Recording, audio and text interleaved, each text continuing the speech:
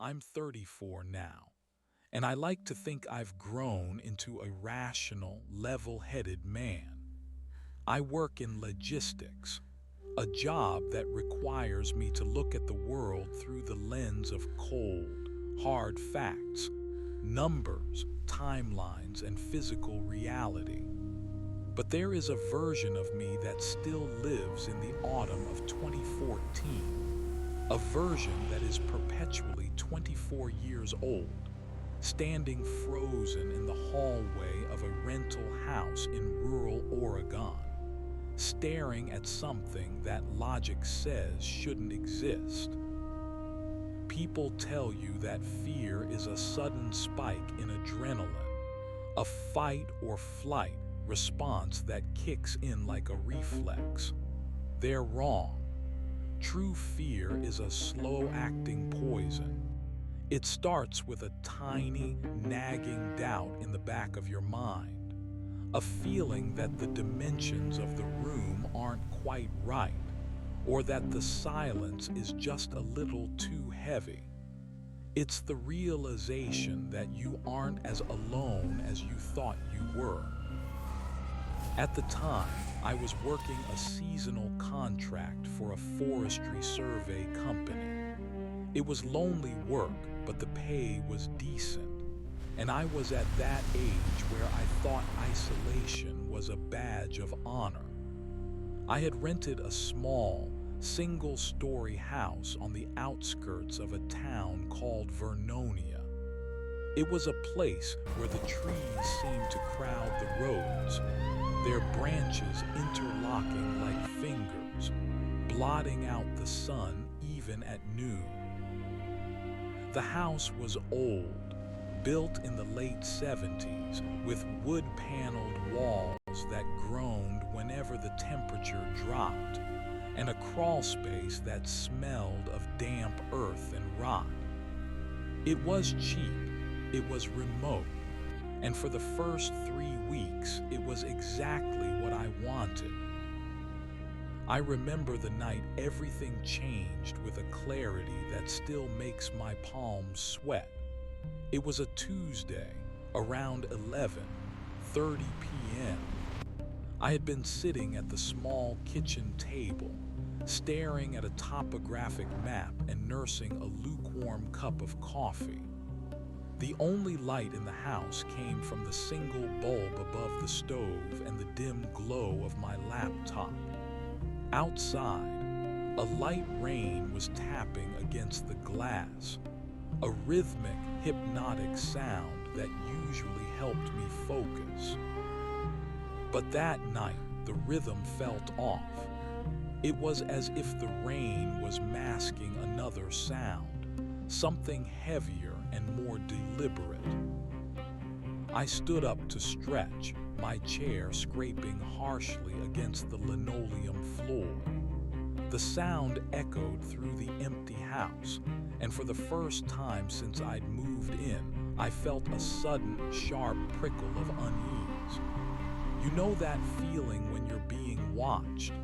It's not a visual thing, it's a physical sensation, like a change in air pressure against the back of your neck. I turned around, looking toward the dark hallway that led to the bedrooms. The hallway was a black gullet. Because I was trying to save on electricity, I hadn't turned the lights on in that part of the house. I stood there for a moment, my hand still resting on the back of the kitchen chair, waiting for my eyes to adjust. At first, there was nothing but the usual shadows, the silhouette of the coat rack, the edge of the bathroom door. But then, right at the very end of the hall, in the corner where the ceiling met the floor, I saw them. Two small, circular points of light. They were low to the ground, maybe 4 inches off the floor. They didn't flicker like a reflection, and they didn't have the golden green glow of a cat's eyes. These were different. They were a pale, sickly amber, and they were perfectly still. My first thought was that a stray animal had somehow gotten in through the crawl space, maybe a raccoon or a stray dog. I felt a surge of annoyance, a rational man's response to a domestic nuisance. "Hey," I shouted, my voice sounding thin and brittle in the quiet house. "Get out of here." I expected the eyes to dart away, to hear the frantic clicking of claws on the hardwood as the animal scrambled for an exit. But the eyes didn't move. They didn't even blink. They just stayed there, fixed on me, glowing with a dull intensity that seemed to pull the light out of the kitchen. I reached for the light switch on the wall next to me, my fingers fumbling for the plastic toggle. I flipped it. The hallway flooded with yellow light. The corner was empty. There was no raccoon, no dog, no intruder. Just the dusty baseboard and a small cobweb clinging to the corner of the wall. I let out a breath I didn't know I was holding and felt a wave of embarrassment wash over me. I was a grown man jumping at shadows and reflections. It must have been the light from the stove reflecting off 2 nail heads in the trim, I told myself. Or maybe a trick of the humidity on the old wood. I walked down the hall, my footsteps heavy and intentional, proving to myself that the space was empty. I even knelt down in that exact corner, pressing my hand against the wall. It was cold, bone cold, despite the heater being on. I went to bed shortly after, chalking it up to exhaustion and the oppressive Oregon rain. I locked the bedroom door, something I hadn't done before, and fell into a fitful sleep. But the next morning, the rationalization started to crumble. As I was brushing my teeth, I looked down at the floor in the hallway. There, in the exact spot where I had seen the eyes, was a small, damp patch on the wood. It wasn't a puddle. It was a faint, hazy smudge, shaped like a handprint, but with fingers that were far too long and a palm that was unnervingly narrow. I spent the rest of the day in the woods, trying to lose myself in the work. I hiked 3 miles into the timberline, marking trees and taking soil samples. The physical exertion usually cleared my head, but that day, every snap of a twig made me jump. Every time I turned a corner in the trail, I expected to see those amber points of light staring back at me from the shadows of the Douglas firs. I kept telling myself it was a coincidence. The damp patch was probably just a leak in the roof, and the eyes were just a trick of the light. But the deeper I got into the forest, the more I felt like I was being followed, not by a person, but by a presence. When I returned to the house that evening, the sun was already dipping below the horizon, casting long, distorted shadows across the overgrown yard. I didn't want to go inside. I stood by my truck for a long time, the engine ticking as it cooled, staring at the dark windows of the rental. It looked like a face.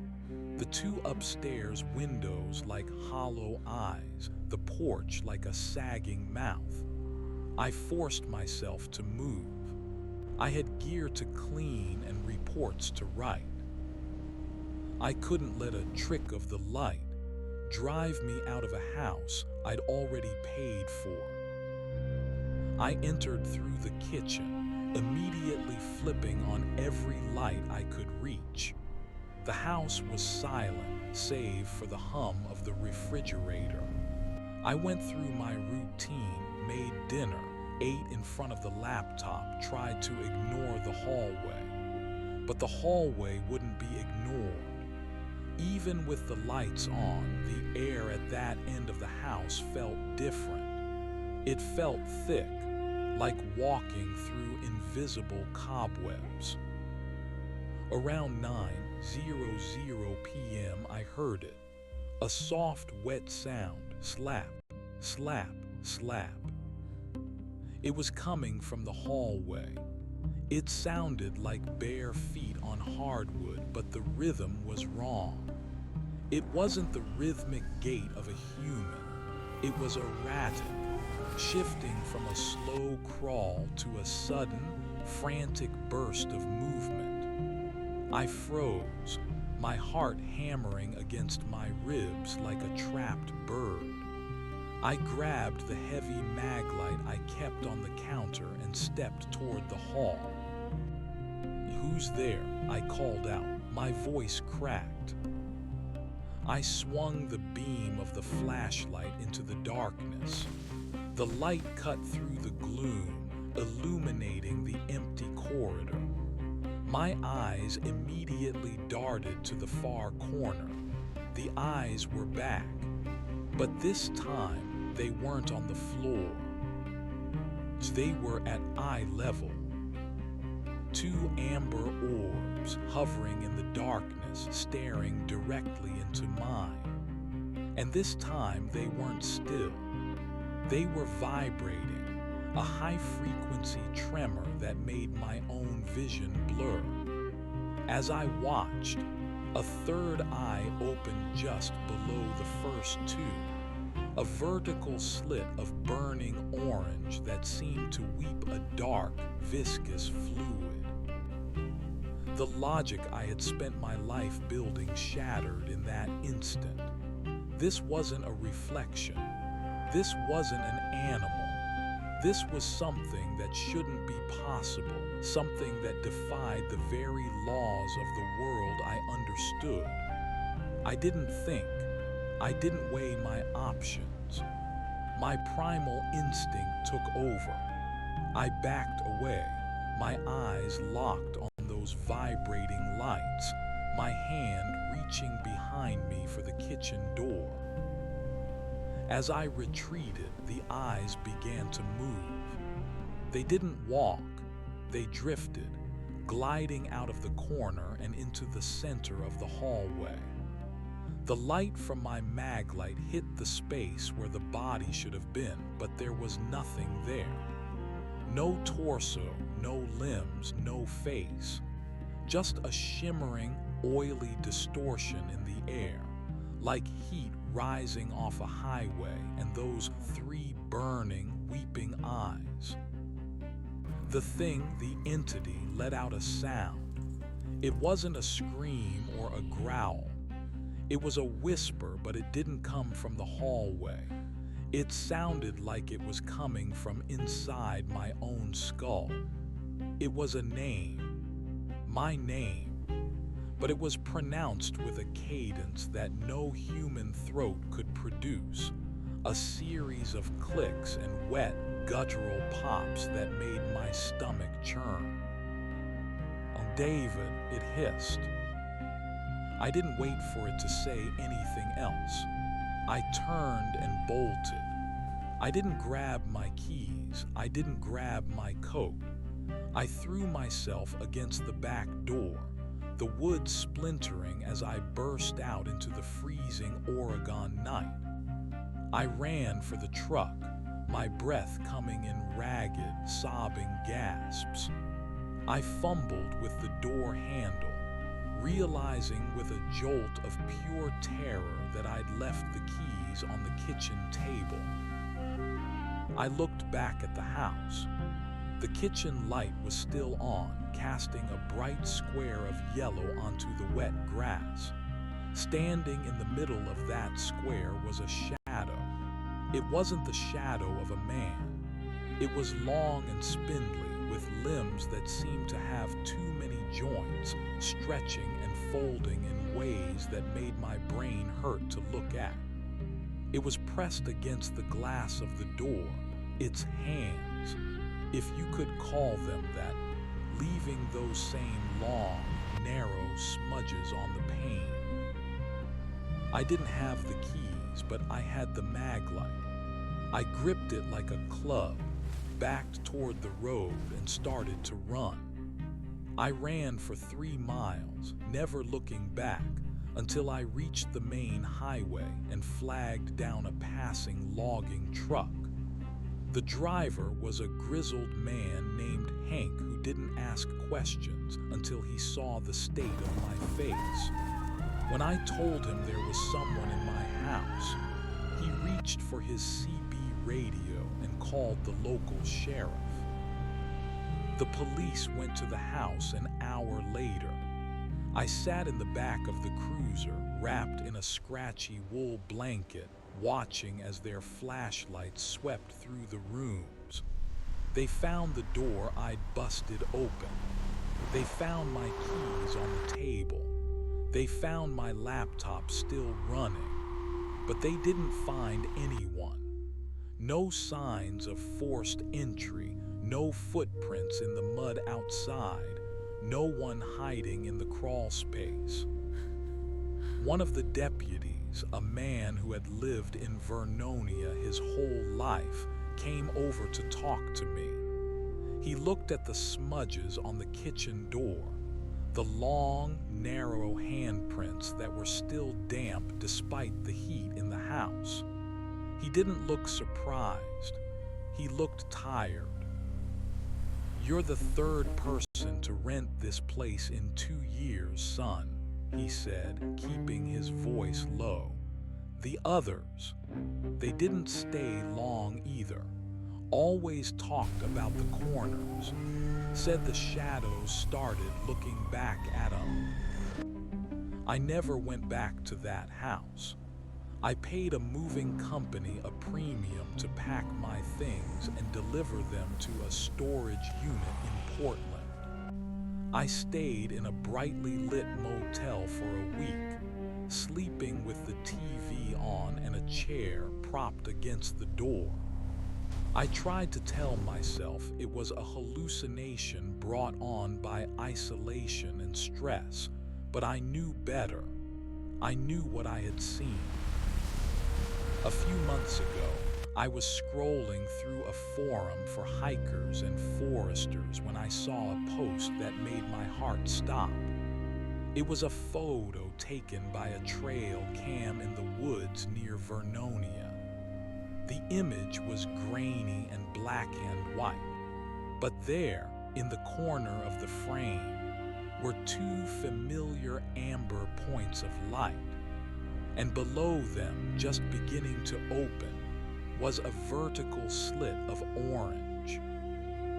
I still live in a city now, in a modern apartment with floor-to-ceiling windows and plenty of light. I avoid the woods. I avoid the dark. But sometimes, when the sun goes down and the shadows begin to stretch across the floor, I find myself staring at the corners of my room. I check the baseboards for damp patches. I listen for the sound of wet, erratic footsteps. Because I know that once those eyes find you, they don't just go away. They're just waiting for the lights to go out. Stay out of the dark corners. Some things aren't just shadows, and some things are looking for a way in. The transition from the rural isolation of Vernonia to the sterile, glass-encased safety of a high-rise in Portland was supposed to be my exorcism. I chose an apartment on the 22nd floor, a place where the horizon was dominated by the shifting neon of the city and the constant, comforting hum of traffic. My windows are thick, double-paned barriers against the world, and I keep the overhead lights on dimmers that never quite reach zero. I tell myself that height is a deterrent, that whatever crawled through the damp loam of the Oregon coast couldn't climb this high. I tell myself that the geometric precision of modern architecture leaves no room for the warped dimensions that entities seem to inhabit. But logic is a fragile shield when the memory of a sound is etched into your auditory cortex. For the first 6 months after I fled the rental house, I functioned on a level of hypervigilance that felt like a low-grade fever. I worked my logistics job with a frantic intensity, drowning out the silence of my thoughts with spreadsheets and shipping manifests. I became the man who always stayed late, not because I was ambitious, but because the office was bright. The fluorescent tubes hummed with a sterile, buzzing life that felt protective. When I finally went home, I would move through my apartment like a soldier clearing a room, flicking on every lamp until the space was bathed in a redundant, overlapping glow. I started seeing a therapist, a woman named Dr. Aris who specialized in acute trauma. I told her about the intruder in Vernonia. I left out the 3 eyes and the oily distortion of the air. I told her I had been jumped by a squatter, someone who had been living in the crawl space and had local knowledge of the house. It was a lie that felt heavy in my mouth, but it was a lie she could work with. She spoke about PTSD, about the way the brain creates perceptual distortions when under extreme duress. She gave me breathing exercises. She gave me a prescription for something to help me sleep. The pills worked for a while. They pulled a thick, velvet curtain over my consciousness, dragging me into a dreamless void where the color amber didn't exist. But the body has a way of rejecting artificial peace. It started again in late February. The winter in Portland is a grueling stretch of gray, a monochromatic existence where the sun becomes a myth. I was standing in my kitchen, pouring a glass of water, when I noticed a smudge on the stainless steel of the refrigerator. It was long and narrow, a faint, oily blur that caught the light from the pendant lamps above the island. I wiped it away with a paper towel, my heart skipping a single, jagged beat. I told myself it was grease from my hands, or perhaps a mark left by the cleaning crew. Then 2 nights later, the sound returned. I was lying in bed. The blue light of my phone screen the only illumination in the room. The rest of the apartment was dark, a concession I had finally started making to save on my soaring electric bill. I was scrolling through a news feed when I heard it, a soft, rhythmic asterisk tink asterisk. It was the sound of something tapping against glass.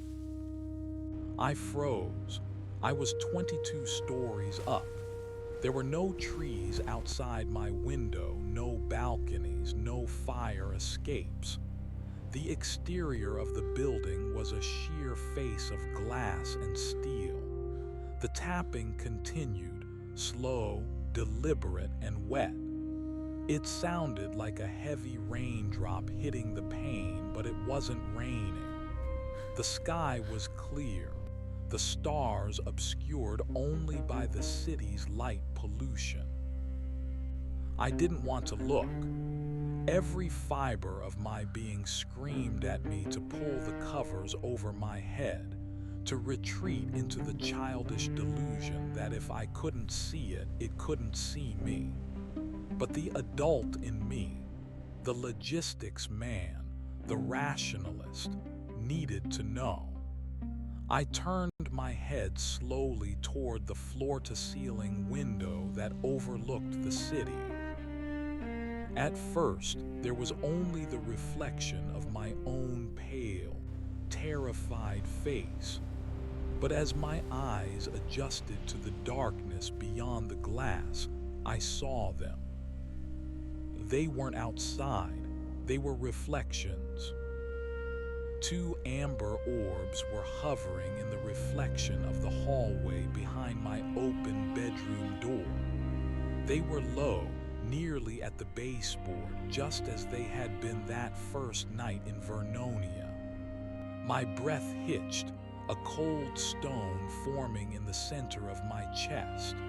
I didn't turn around. I couldn't. I watched the reflection as a third eye, a vertical slit of burning, weeping orange, began to peel open beneath the first two. It was closer now. In the rental house, it had stayed at the end of the hall. Here, in the heart of the city, in a fortress of glass, it was inside the threshold of my bedroom. David. The whisper didn't come from the hallway. It vibrated in the marrow of my teeth. It was the same wet, clicking cadence, a sound that felt like it was being scraped out of a throat filled with silt. I felt a sudden, sharp pressure against the back of my neck, the same change in air pressure I'd felt months ago. The air in the room grew heavy, smelling of damp earth and something metallic, like old blood.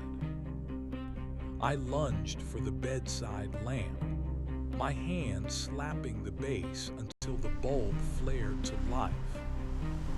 The reflection vanished. The hallway was empty. I didn't sleep for the rest of the night. I sat in the center of my bed, the mag light gripped in my hand, watching the corners of the room until the sun finally bled over the horizon. I was shaking so hard my teeth rattled. This wasn't a perceptual distortion. This wasn't trauma. This was a pursuit.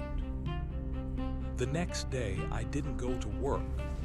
I spent hours at my computer, diving into the dark corners of the internet that I had previously avoided. I searched for Amber Eyes, Three-Eyed Entity, and Vernonia hauntings.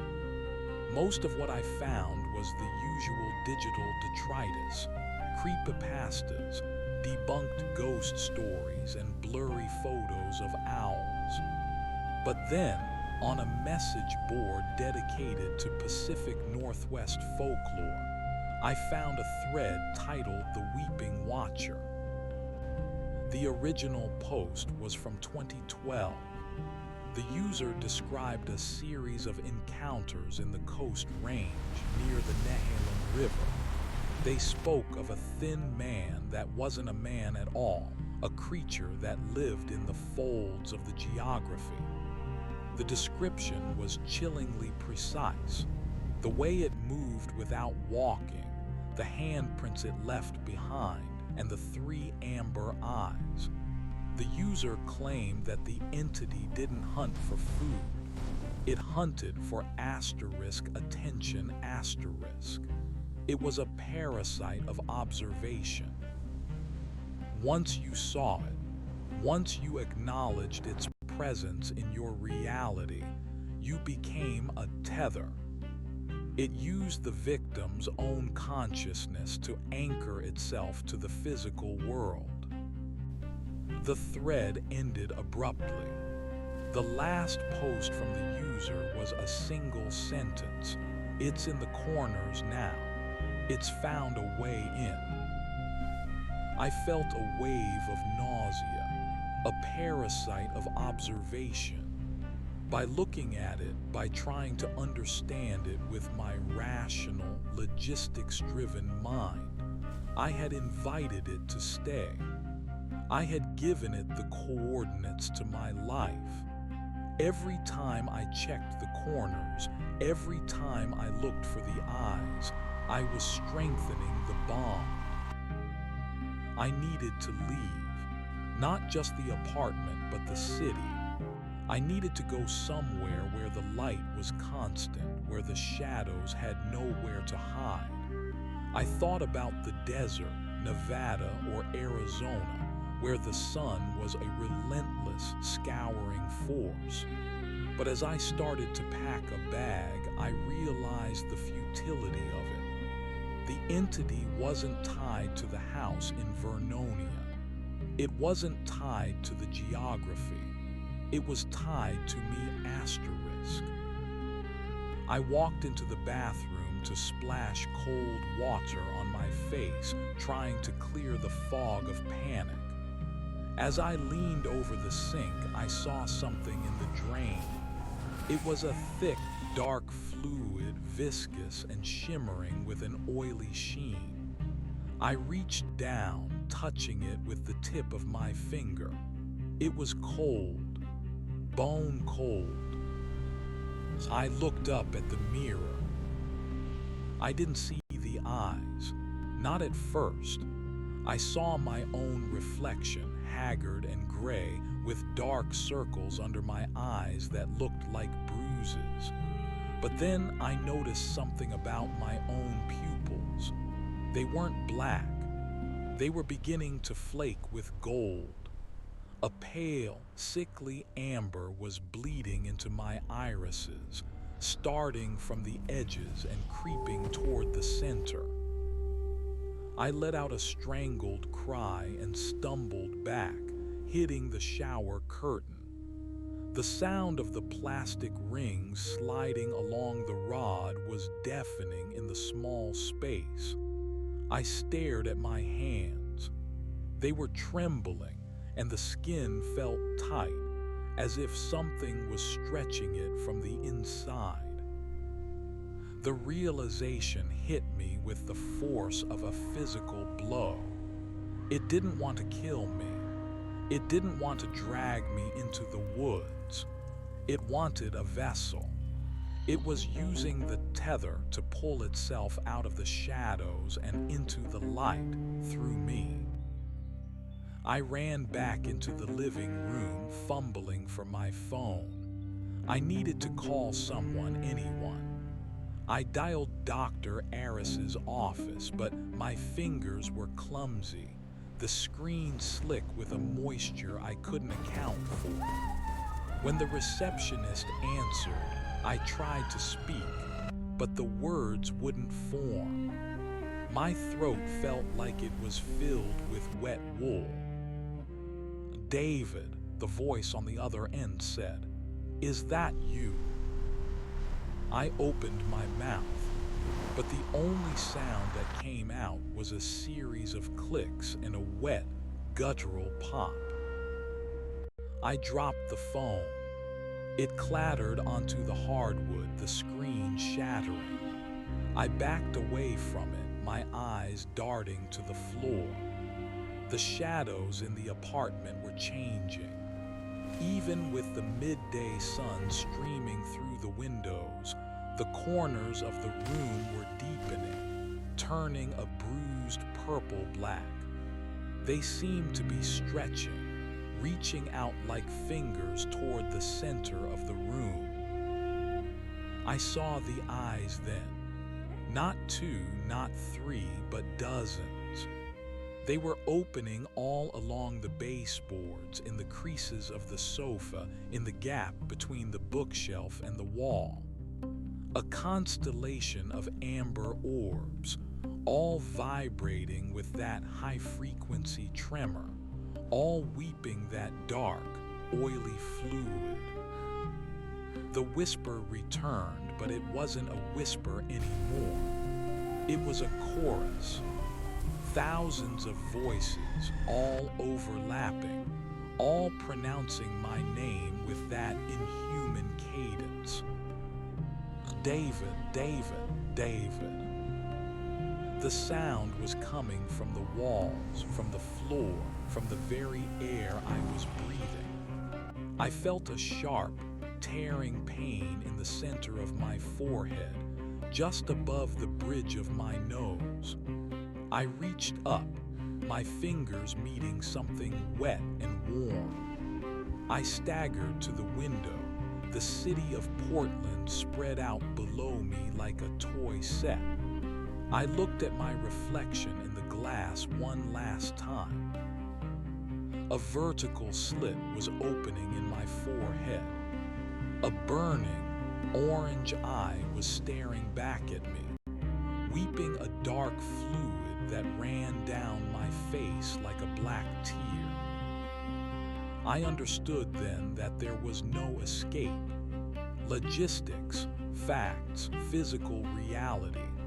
They were just the thin crust of a world that was far deeper and darker than I had ever dared to imagine. I had spent my life looking for patterns, for timelines, for certainties. And in doing so, I had looked too hard at the things that were meant to remain unseen. I turned away from the window and walked toward the center of the room. I reached for the light switch. My fingers, now long and unnervingly narrow, flicked the toggle down. The apartment plunged into darkness. I didn't scream. I didn't run. I simply stood there in the perfect, heavy silence of the 22nd floor. I closed my two human eyes and opened the third. The world changed. The walls of the apartment vanished, replaced by a vast, shifting landscape of shadows and light. I could see the tethers now, thousands of them, thin silver threads connecting the people in the buildings around me to the things that lived in their corners. I saw the eyes everywhere, watching, waiting, vibrating with the hunger of 1,000 years. I wasn't David anymore. I was a part of the architecture. I was a guardian of the threshold. I looked down at the street below. A man was walking his dog, his head down, his mind filled with the mundane details of his day. He didn't see the shadow that was following him, the spindly, multi-jointed thing that glided just behind his heels. He didn't see the two amber points of light that opened in the reflection of a puddle as he stepped over it. I felt a surge of something that might have been pity, if I still had a heart to feel it. "Hey," I whispered, the sound vibrating through the city's grid like a ripple in a pond. The man stopped. He looked around, his brow furrowed in confusion. He felt the prickle of unease on the back of his neck. He turned, his eyes searching the shadows of a nearby alleyway. I smiled, though I no longer had a mouth. I waited for him to see me. I waited for the tether to snap into place. Because the dark corners are always there, and they are always looking for a way in. The man on the street, whose name was Elias, though he didn't know I knew it, shivered. He pulled his jacket tighter against a wind that wasn't there. He was a creature of habit, a man of schedules and spreadsheets, much like I had been. He believed in the solidity of the pavement, and the reliability of the street lights. He didn't know that the light was merely a thin, translucent film stretched over an abyss of hungry geometries. He looked directly toward the shadow of the alley, his pupils dilating as he tried to pierce the gloom. I felt the connection click. It was like a spark of static electricity jumping between two poles. The silver thread of his consciousness lashed out, seeking an explanation for the sudden cold, and it found me. It found the weeping orange slit in the center of my new perception. I felt his pulse through the tether, a frantic, rhythmic thrumming that tasted of copper and adrenaline. He didn't see a man in a window. He saw a tear in the fabric of the evening. He saw the way the shadows in the alley didn't just sit there, but pulsed with a heavy, rhythmic life. He turned and began to walk faster, his dog whimpering and pulling at the leash, its animal instincts screaming what the human mind was trying to categorize as a trick of the light. I followed, not with legs, but with the displacement of space. I was the smudge on the lens of his reality. When he passed a darkened storefront, I was the flicker in the glass. When he stepped under a buzzing sodium lamp, I was the elongated distortion that stretched out from his own shadow, far longer and thinner than any human silhouette should be. I was beginning to understand the hunger now. It wasn't a hunger for flesh, but for the grounding force of a human gaze. To be unseen was to be untethered, to drift in the gray non-space between dimensions, a ghost of a thought without a thinker. But to be seen asterisk, even for a fraction of a second, was to be made real. Every time Elias glanced over his shoulder, I became more solid. The oily fluid leaking from my third eye began to drip onto the physical world, leaving microscopic stains on the brickwork and the asphalt that only those with the sight would ever notice. He reached his apartment complex, a brick building with a flickering neon sign. He fumbled with his keys, his hands shaking so violently that they chimed like bells in the quiet street. I stood at the edge of the perimeter, constrained by the threshold of his own fear. I couldn't enter until he acknowledged me fully. I needed him to look into the corner of the lobby. I needed him to see the three eyes clearly, without the filter of denial. Come on, he muttered, his voice a ragged whisper. The door clicked open. He ducked inside, the heavy glass door swinging shut behind him. He thought he was safe. He thought the deadbolt and the security camera were shields. He didn't realize that I was already in the reflection of the polished marble floor. I was the dark patch in the corner of the elevator ceiling. As the elevator rose, I felt the apartment building breathing. It was full of tethers. In 4B, an elderly woman was staring at the television, unaware of the long, pale fingers resting on the back of her armchair. In 12C, a child was crying because the closet man wouldn't stop clicking his teeth. The building was a hive of observation, a feast of peripheral sightings. We were everywhere, the silent architects of the modern neurosis. The reason people felt watched in empty rooms and why they reached for the light switch with a sudden, irrational urgency. Elias entered his apartment, 14F. He didn't turn on the lights. He was too scared to move. He stood in the center of his living room, his breath coming in shallow, jagged gasps. He was waiting for the sound. He was waiting for the wet, erratic footsteps I used to fear. I obliged. Tink, tink, tink. I tapped against the inside of his kitchen window. The sound was sharp, like a fingernail on a chalkboard.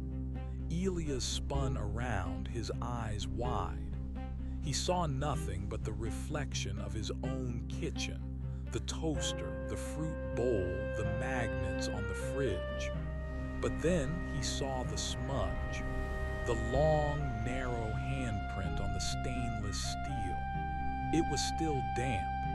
It was still growing. He backed away, his heel catching on the edge of the rug. He fell, landing hard on his elbows. And there, from his vantage point on the floor, he looked into the dark space beneath the sofa. I was waiting for him. The two amber eyes flared to life first, twin suns in the subterranean gloom of the living room. Then, the vertical slit opened, weeping its dark ichor onto his hardwood floor. Elias didn't scream. The terror was too absolute for sound. It was a physical weight that crushed the air out of his lungs. He stared, transfixed, as the tether between us thickened into a heavy, pulsing cord. I felt his memories pouring into me, the smell of his mother's perfume, the sound of the ocean at Cannon Beach, the mundane stress of his job. I was absorbing the David that was left in me and replacing it with Elias.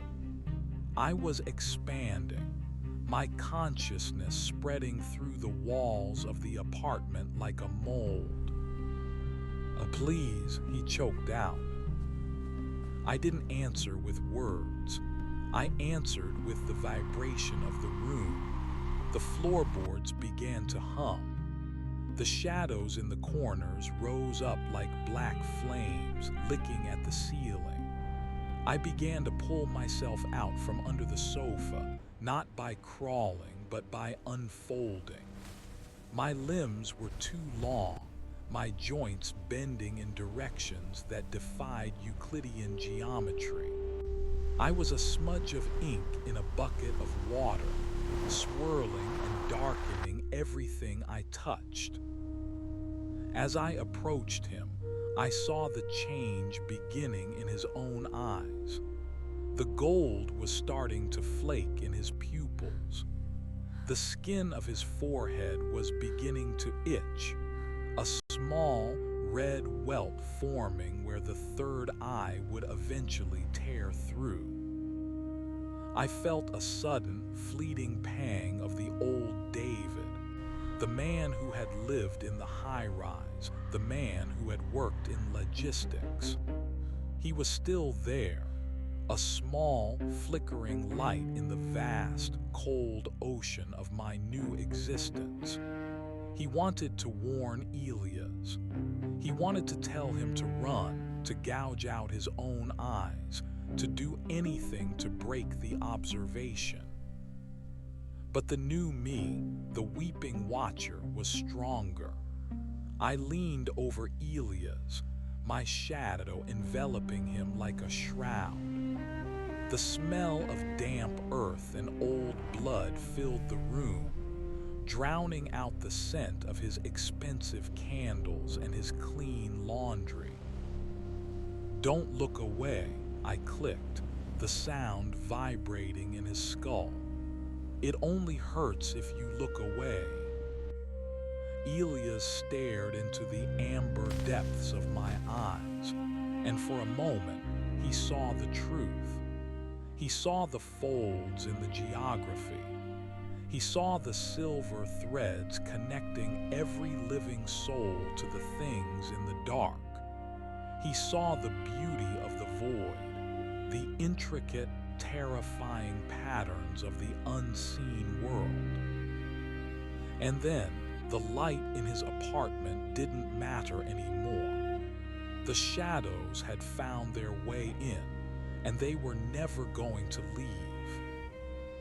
I left him there, huddled on the floor as his transformation began. I had work to do. There were other tethers to find, other eyes to open. I moved through the wall, passing through the insulation and the wiring as if they were nothing more than mist. I emerged in the hallway, a flicker in the overhead lights, a cold spot in the air. I realized then that the house in Vernonia had been a nursery. The woods were where we were born, where the dampness and the isolation allowed us to grow strong. But the city was a hunting ground. There were so many corners here, so many dark alleys, so many reflections in glass and steel. There were millions of eyes, all of them looking, searching, trying to make sense of the shadows. I felt a pull from the building across the street. A woman was standing on her balcony, smoking a cigarette, her eyes fixed on the dark expanse of the park below. She was lonely. She was looking for a sign, for something to break the monotony of her existence. I glided across the gap between the buildings, a shadow passing over the moon. I settled into the corner of her balcony, just behind the potted fern. I waited for her to turn around. I waited for her to catch the glint of amber in her peripheral vision. As she stubbed out her cigarette and reached for the door handle, she paused. She felt the change in the air pressure. She felt the sudden, metallic taste on her tongue. She turned, her eyes narrowing as she peered into the foliage of the fern. I opened my eyes.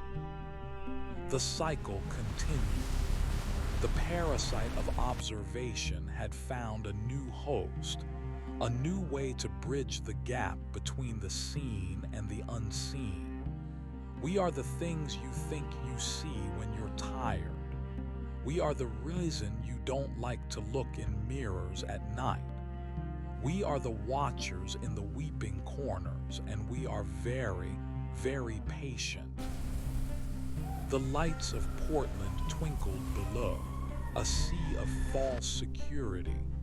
From my vantage point on the balcony, I could see them all. The thousands of amber points of light, waking up one by one in the high-rises and the suburbs. The city was glowing, but not with electricity. It was glowing with the hunger of the things that had finally been seen.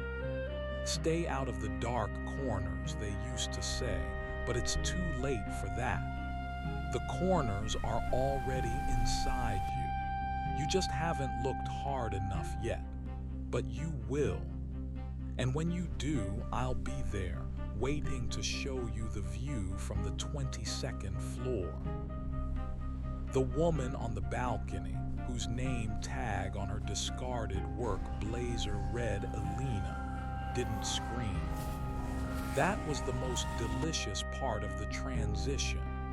The way the human mind, when confronted with the impossible, chooses silence as its first line of defense. It freezes, a rabbit in the high beams of a cosmic predator, hoping that by remaining still, It can trick the universe into unseeing what has already been witnessed. She stared into the fern, her breath hitching in a way that vibrated through the silver tether, now connecting her chest to my non-existent ribs. I could feel her heart hammering against the cage of her ribs, a frantic bird seeking an exit that didn't exist. I drifted closer, the shadows of the balcony railing warping and stretching to accommodate my presence.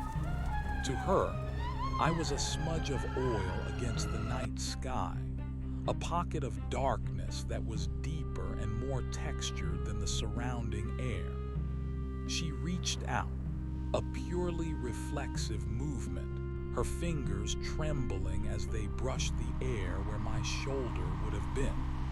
She felt the cold, that bone-deep glacial chill that signaled the thinning of the veil. "Who's there?" she whispered, her voice barely a thread of sound.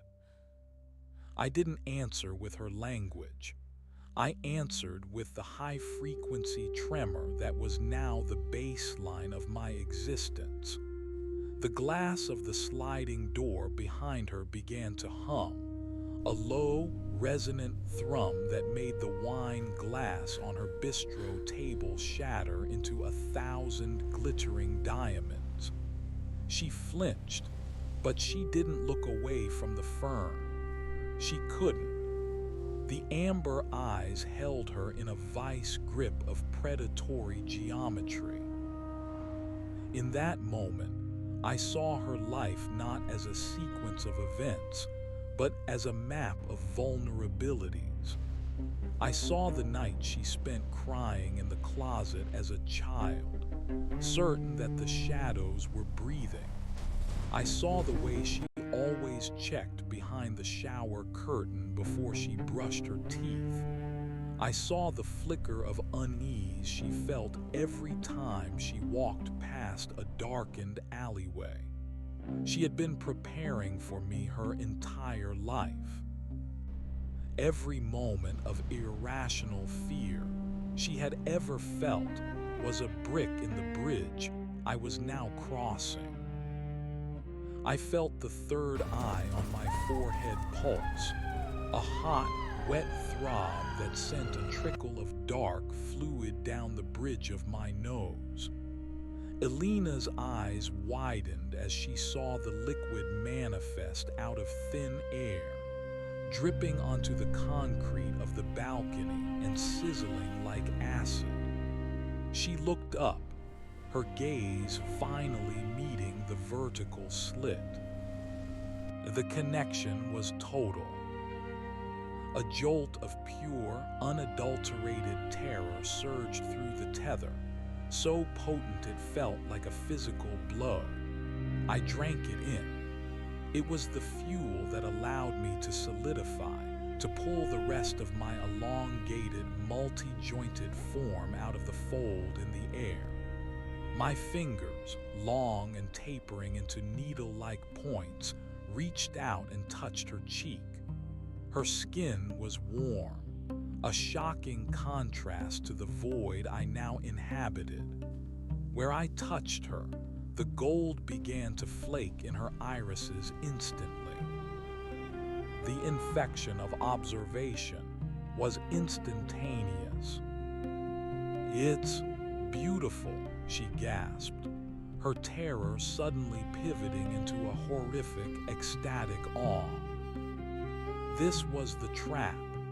The transition wasn't just about fear, it was about the revelation. Once you saw the architecture of the dark, the mundane world looked like a cheap stage set, a flimsy construction of cardboard and paint. Why live in a world of taxes and traffic when you could see the silver threads of the universe? Why be a person when you could be a part of the permanent shadow? She collapsed to her knees, her hands clawing at her forehead as the pressure began to build behind her skull. I stepped back, fading into the brickwork of the building, my job here nearly done. I had planted the seed. I had established the beachhead. Elena would be the next guardian, the next weeping watcher of the East Side Towers. I turned my attention back to the city at large. From this height, Portland looked like a circuit board, a complex grid of energy and information. But I saw the true power lines, the tethers. They were everywhere now, a dense forest of silver filaments stretching from window to window, street to street. The amber eyes were opening in the back of taxis, in the corners of hospital wards, in the gaps between the books in the central library. We were a silent invasion, a slow-motion takeover of reality itself. I felt a sudden, sharp pull from the direction of the West Hills. It was a different kind of signal, not a new tether, but a resonance. Someone was looking for me, not for the thing I had become, but for David. I followed the pull, moving through the air with the effortless glide of a hawk on a thermal. I passed through the glass of a penthouse, through the steel of a construction crane, through the very thoughts of a sleeping couple. I arrived at a small, cluttered office in a Victorian-style house near the university. Dr. Aris was sitting at his desk, the glow of his computer monitor casting a harsh blue light over his face. He looked older than he had in my memory, his features lined with a weariness that went beyond simple lack of sleep. On his screen was my file, my photograph, the old David, the one with the brown eyes and the cautious smile, stared back at him. He was holding a pen, tapping it rhythmically against a notepad. On the paper, he had scrawled a single word over and over again, the ink bleeding into the fibers of the page. Tether, tether, tether. He wasn't just a doctor. I realized it then, seeing him through the three-eyed clarity of my new state. He was a scout. He was someone who had stood on the edge of the abyss and had the singular, terrifying luck to crawl back. He studied people like me not to help us, but to track the spread. He was mapping the infection. I drifted into the corner of his office, settling behind a tall mahogany bookshelf. I didn't open my eyes yet. I wanted to see what he would do. Aris sighed, rubbing his temples. "I know you're here, David," he said, his voice steady despite the slight tremor in his hands. "Or whatever is left of you."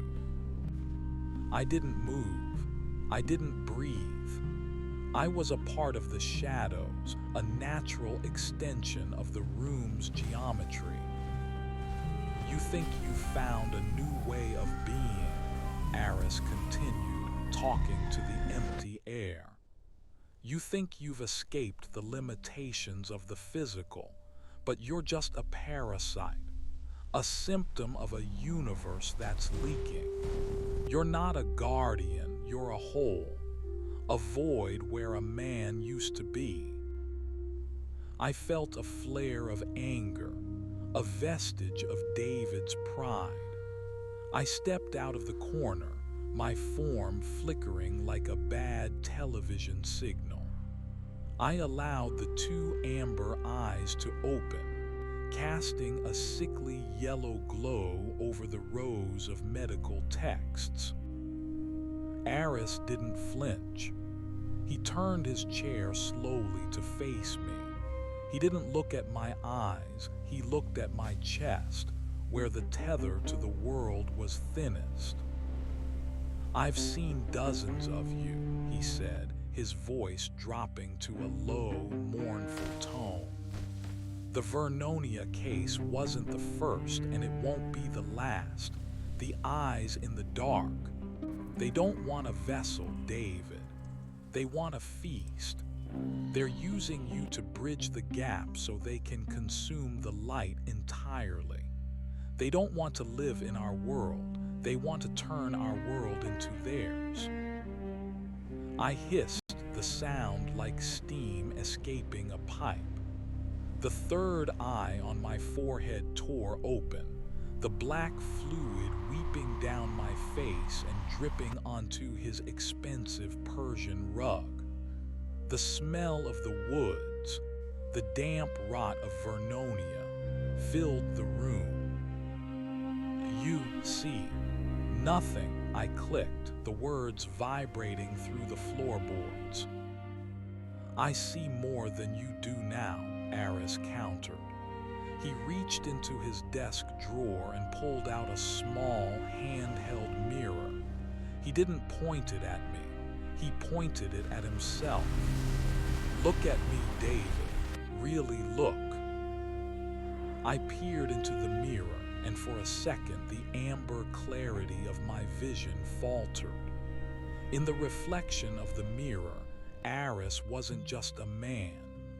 He was surrounded by a faint, shimmering aura of white light, not a tether, but a shield. It was a barrier of pure, focused denial, a refusal to acknowledge the hunger of the dark. "The only way to stop it is to stop looking," Aris said, his eyes locking onto mine with a terrifying intensity.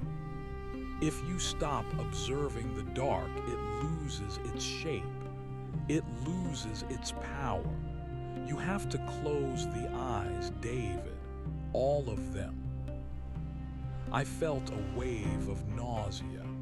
The idea of closing my eyes was like the idea of stopping my heart. It was an impossibility.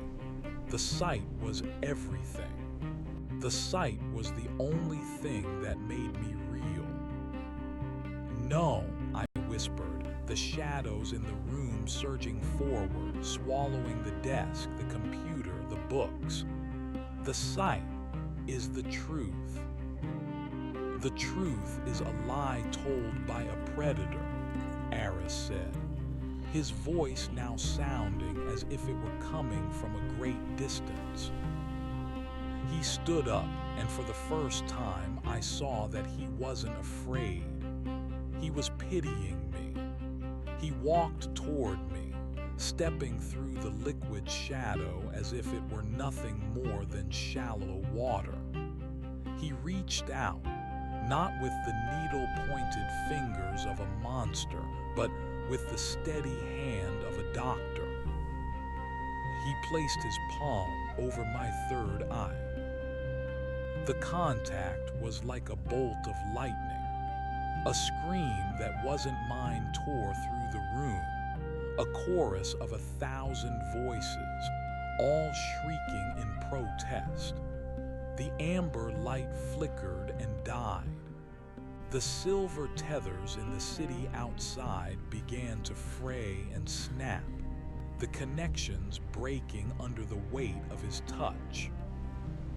I felt myself shrinking, the elongated limbs retracting, the multi-jointed torso collapsing back into a human shape. The cold began to recede, replaced by a searing, agonizing heat. It was the heat of the sun in the desert, the scouring force I had dreamed of in the bathroom in Vernonia. "Close them," Aris commanded. I fought him.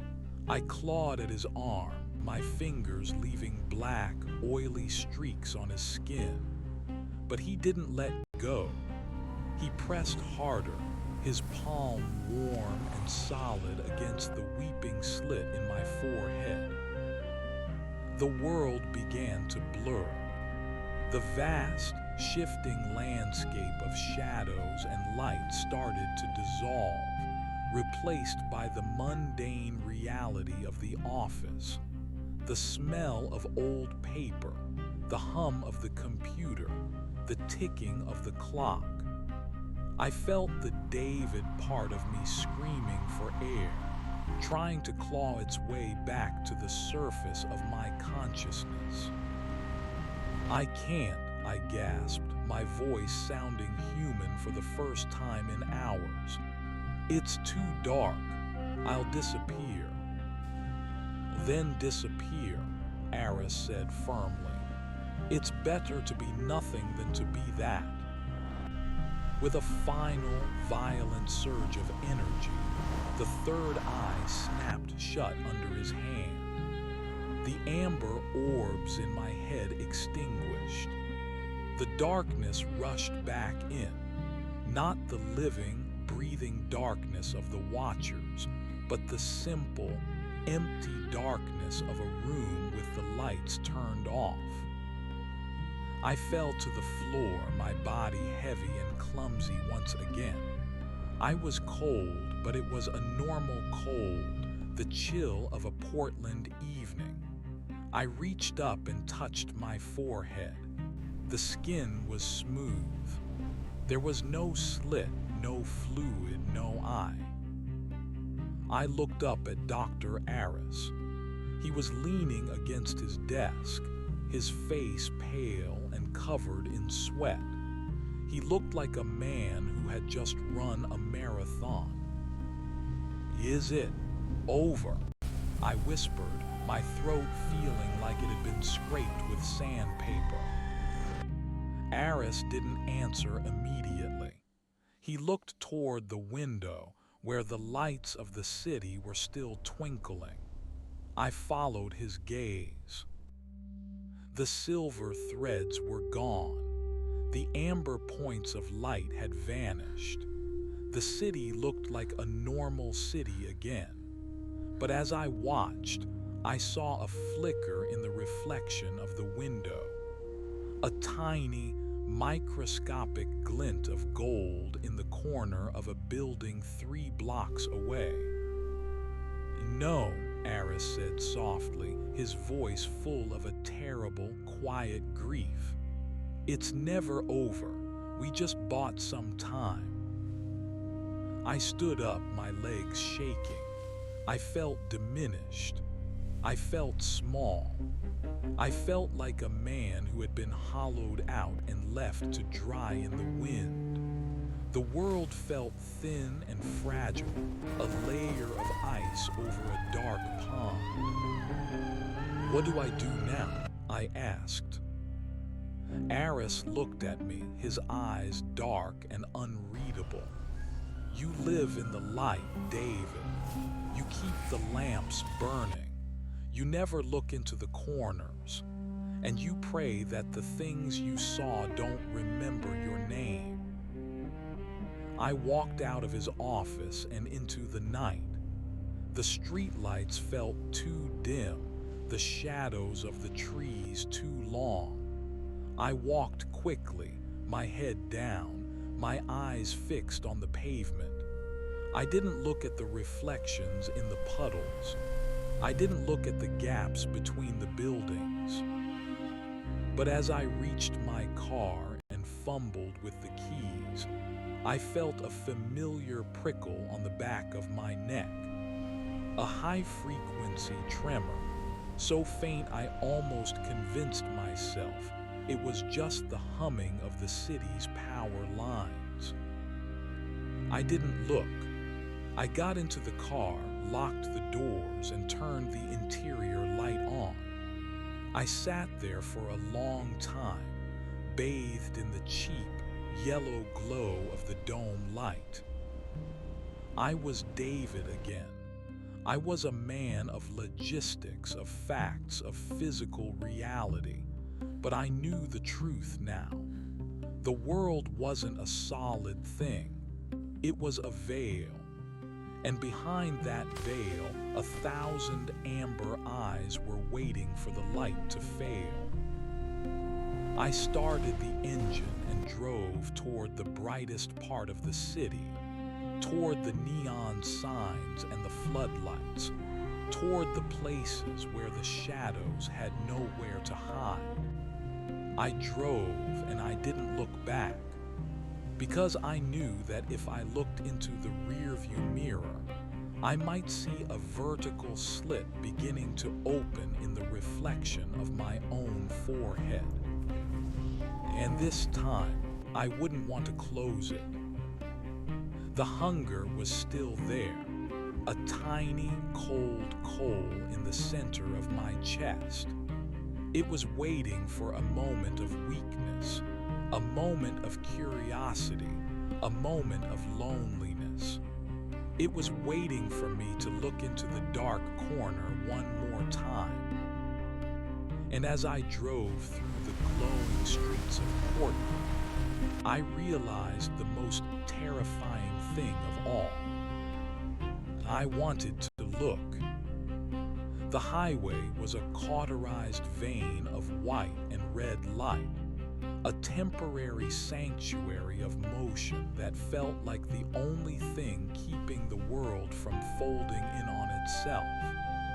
I drove with the windows rolled up tight, the heater blasting until the air in the cabin was dry and scorched, smelling of dust and recycled oxygen. I needed that heat.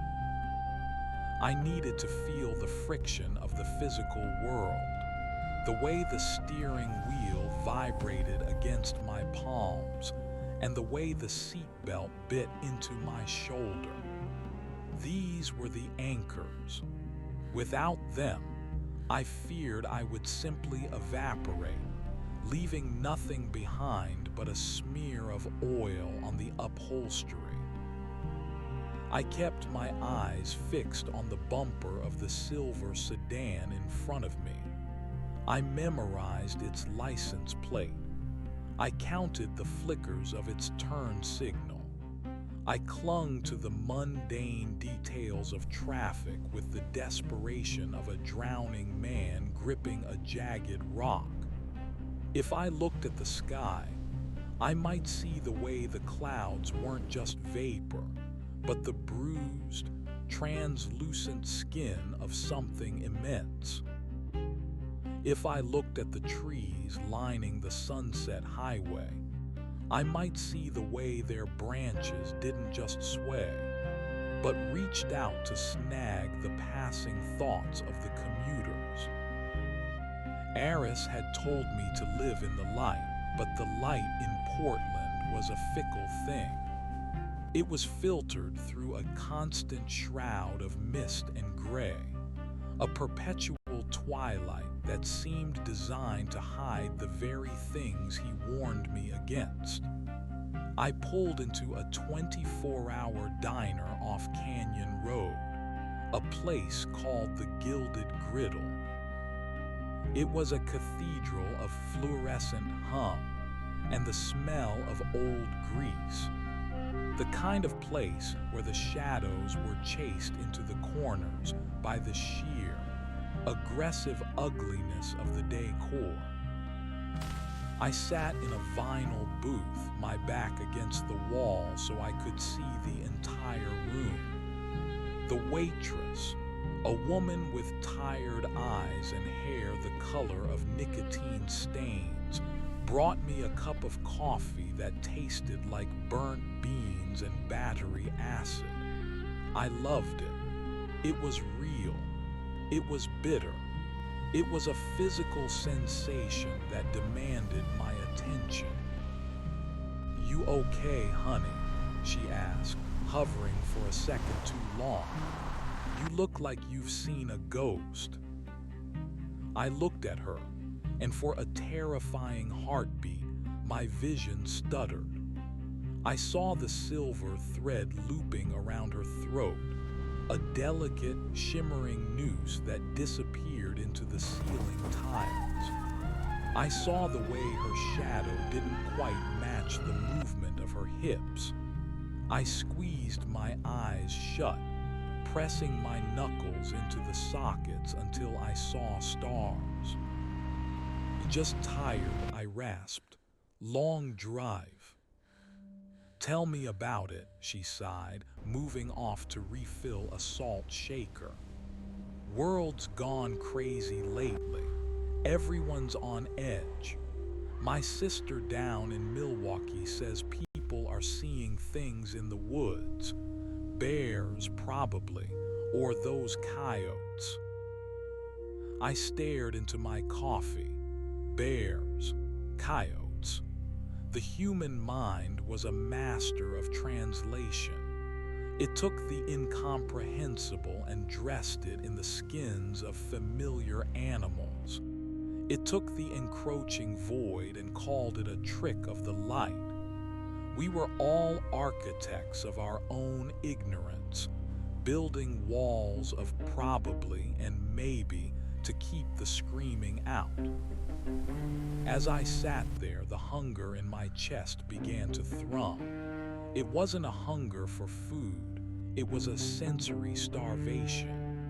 The diner, for all its brightness, felt thin. The colors were muted, the sounds muffled. It was as if I were looking at the world through a thick sheet of yellowed plastic. I missed the clarity. I missed the way the dark corners didn't just hide things, but revealed the underlying geometry of existence. I missed the third eye. I reached up and touched the center of my forehead. The skin was smooth, but beneath it, I could feel a phantom pressure, a door that had been slammed shut but not locked. I could feel the amber light pacing behind my eyelids like a caged predator. It wanted out. It wanted to show me the waitress's dreams. It wanted to show me what was hiding in the walk-in freezer in the back. I forced myself to look at my hands. I counted my fingers. 1, 2, 3, 4, 5. I gripped the ceramic mug until my knuckles turned white. Stay here, David, asterisk, I whispered to myself. Stay in the diner. Stay with the burnt coffee. Stay with the tired waitress. But the diner was changing. Or rather, my perception of it was beginning to slip again, despite Aris's intervention. The fluorescent lights overhead weren't just humming. They were singing in a language of staccato bursts and low-frequency drones.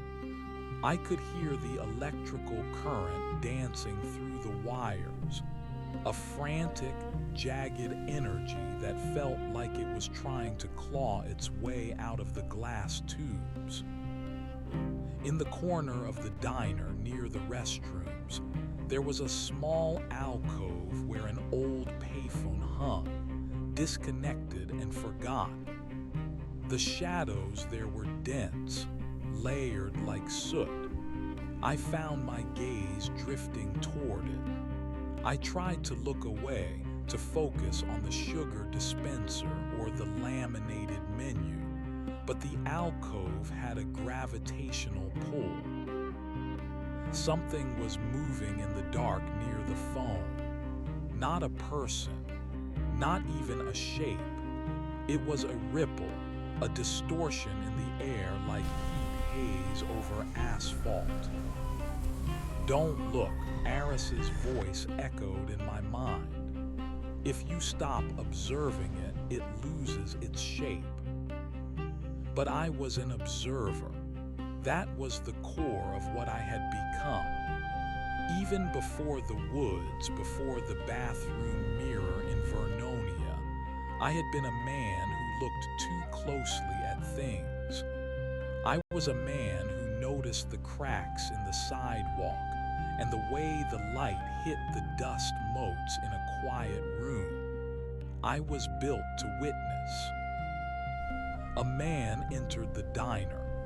He was wearing a heavy canvas coat and a baseball cap pulled low over his eyes.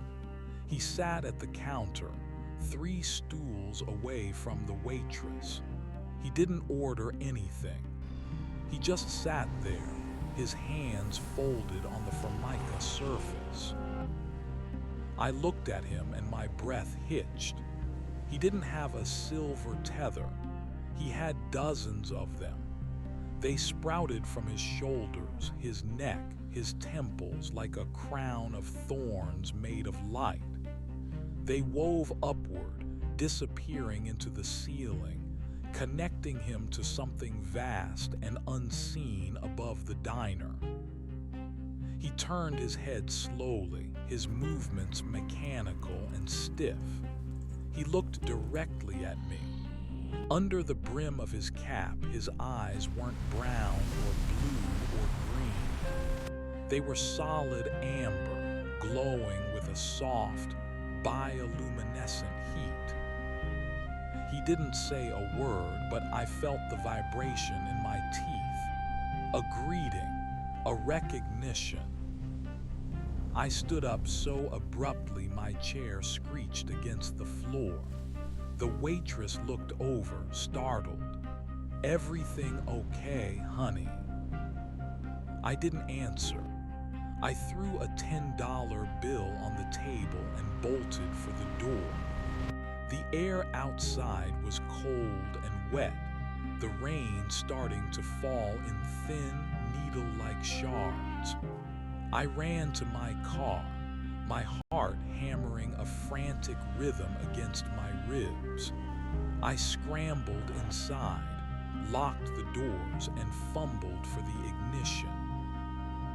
As the engine turned over, I looked at the window of the diner. The man in the cap was standing there, his face pressed against the glass. The amber light from his eyes cast a sickly yellow glow on the pane. He wasn't trying to scare me. He was watching me with a profound, terrifying patience. He was waiting for me to realize that the diner, the car, the highway, they were all just different corners of the same room. I peeled out of the parking lot, the tires screaming on the wet pavement. I drove aimlessly, turning down side streets, circling through residential neighborhoods where the houses were dark, and the only movement was the swaying of the pines. I found myself back near the West Hills, the dark silhouette of the trees looming over the city like a wave about to break. I didn't want to go back to my apartment. I didn't want to go back to the place where I had first felt the eyes. But I couldn't keep driving forever. The fuel gauge was dipping toward empty, and the exhaustion was beginning to settle into my bones, a heavy, leaden weight that made my eyes droop. I pulled into a small park, a patch of managed wilderness nestled between 2 expensive housing developments. I turned off the engine and the lights. The darkness swallowed the car instantly. I sat there in the silence, listening to the rain tapping on the roof. It was a rhythmic, soothing sound, the heartbeat of the world. I closed my eyes just for a moment, intending to rest my aching head against the headrest. In the darkness behind my eyelids, I saw it. The third eye hadn't been closed. It had been inverted. Instead of looking out, it was now looking in. I saw the interior of my own skull, but it wasn't bone and brain matter. It was a vast, hollow cathedral of shadow. The walls were lined with thousands of tiny, flickering lights, memories, thoughts, fragments of the man I used to be. And in the center of that hollow space, standing in the middle of my own consciousness, was the thing I had seen in the woods. It was taller now, its limbs more defined, its skin a tapestry of shifting patterns that looked like the static on a dead television channel. It was weaving something. It took the silver threads of my memories, the smell of my mother's perfume, the sound of my first car's engine, the feeling of the sun on my face in a summer long ago, and it was spinning them into a new shape. It was building a nest. I tried to scream, but I had no mouth in this internal space. I tried to run, but there was no ground. I was a ghost in my own head, an intruder in the space where I was supposed to be king. The thing stopped its weaving and looked up. It had no face, only a single vertical slit that pulsed with a rhythmic amber light. "David," it whispered. The voice didn't come from outside. It came from the marrow of my bones. "Why do you fight the inevitable? The light you cling to is a dying ember. The shadow is the forge." "Get out," I thought, the words echoing through the hollow of my mind. "Get out of me."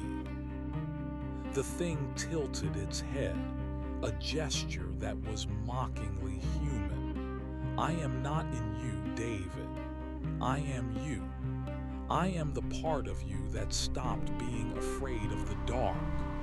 I am the part of you that realized the dark was the only thing that ever truly looked back." It reached out a long, tapering finger and touched one of the flickering lights, a memory of a girl I had loved in college, the way she laughed when we walked through the rose gardens. The light turned amber, then vanished into the thing's palm. I felt a sudden, sharp void in my heart. I couldn't remember her name. I couldn't remember the color of her hair. The memory was gone, consumed to fuel the transition. "You don't need these things anymore," the voice said. "They are anchors. They keep you tied to a world that is already forgetting you." I felt a surge of cold fury. This wasn't a transformation, it was a harvest. Aris was right. We weren't becoming something better. We were being hollowed out to provide a foothold for something that didn't belong here. I forced my eyes open. The car was freezing. The windows were fogged with my own breath, turning the world outside into a blurred white smear. I reached for the door handle, needing to get out, to run, to find someone, anyone who was still real. But as my hand touched the cold metal, I saw the reflection in the side window. The fog on the glass had been wiped away in a small, perfect circle. And through that circle, a pair of amber eyes was looking back at me. They weren't my eyes. They were coming from the back seat. I didn't turn around. I couldn't. My body was frozen, a statue of meat and terror. I stared at the eyes in the glass, the vertical slits dilating as they synchronized with my own heartbeat. "Elena," I whispered, the name feeling like a hot coal in my mouth. A hand reached forward from the darkness of the rear of the car. It was a woman's hand, but the fingers were too long, the skin a pale, translucent gray that looked like parchment stretched over bone. The fingernails were jagged and black, like chips of obsidian. The hand didn't grab me. It didn't claw at my throat. It simply rested on my shoulder, a light, almost affectionate touch. "It's not so bad, David," a voice whispered in my ear. It was Alina's voice, but it was layered with the same high-frequency tremor I had used on the balcony. It sounded like a choir of cicadas. "The view from here. You can see the stars even during the day. You can see the way the wind tastes." I looked into the eyes in the reflection. "What did you do to her?" "I gave her what she wanted," the voice replied. "I gave her a reason to stop checking behind the curtain. I made the curtain the world." The hand on my shoulder began to tighten, the needle-like points of the fingers sinking into my coat, then my skin. I felt a surge of that bone-deep glacial chill. The car began to hum, the glass of the windshield vibrating until it cracked in a long, jagged line that looked like a lightning bolt. I reached for the ignition, my fingers fumbling with the keys. I had to get back to Aris. He was the only one who knew how to close the door.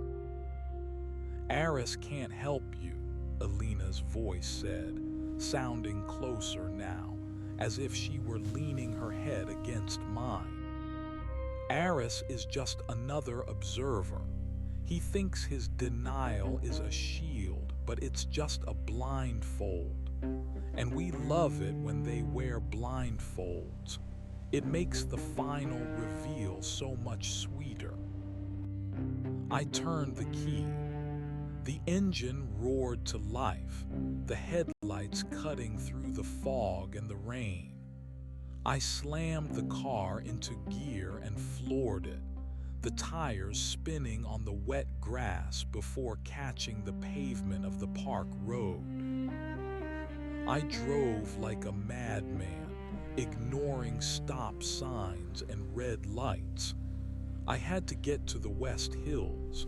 I had to find that Victorian house. I had to find the man who knew how to kill the light in my head. But as I sped through the empty streets, I realized the city had changed again. The streetlights weren't yellow anymore. They were amber. Every single one of them.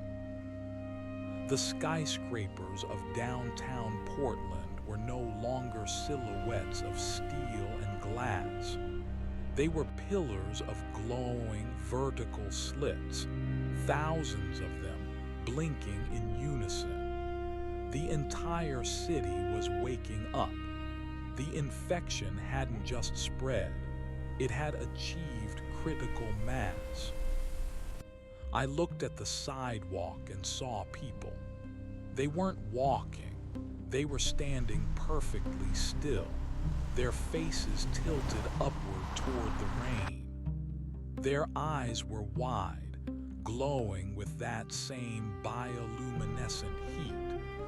They were the new watchers, the guardians of the transition, standing in the weeping corners of the world and waiting for the last of the old light to fade. I turned onto Aris's street, my heart leaping with a desperate hope. But as I approached his house, the hope died. The Victorian house was dark. No, it wasn't just dark. It was being erased. The shadows from the surrounding trees had grown, stretching out like ink in water, swallowing the porch, the windows, the roof.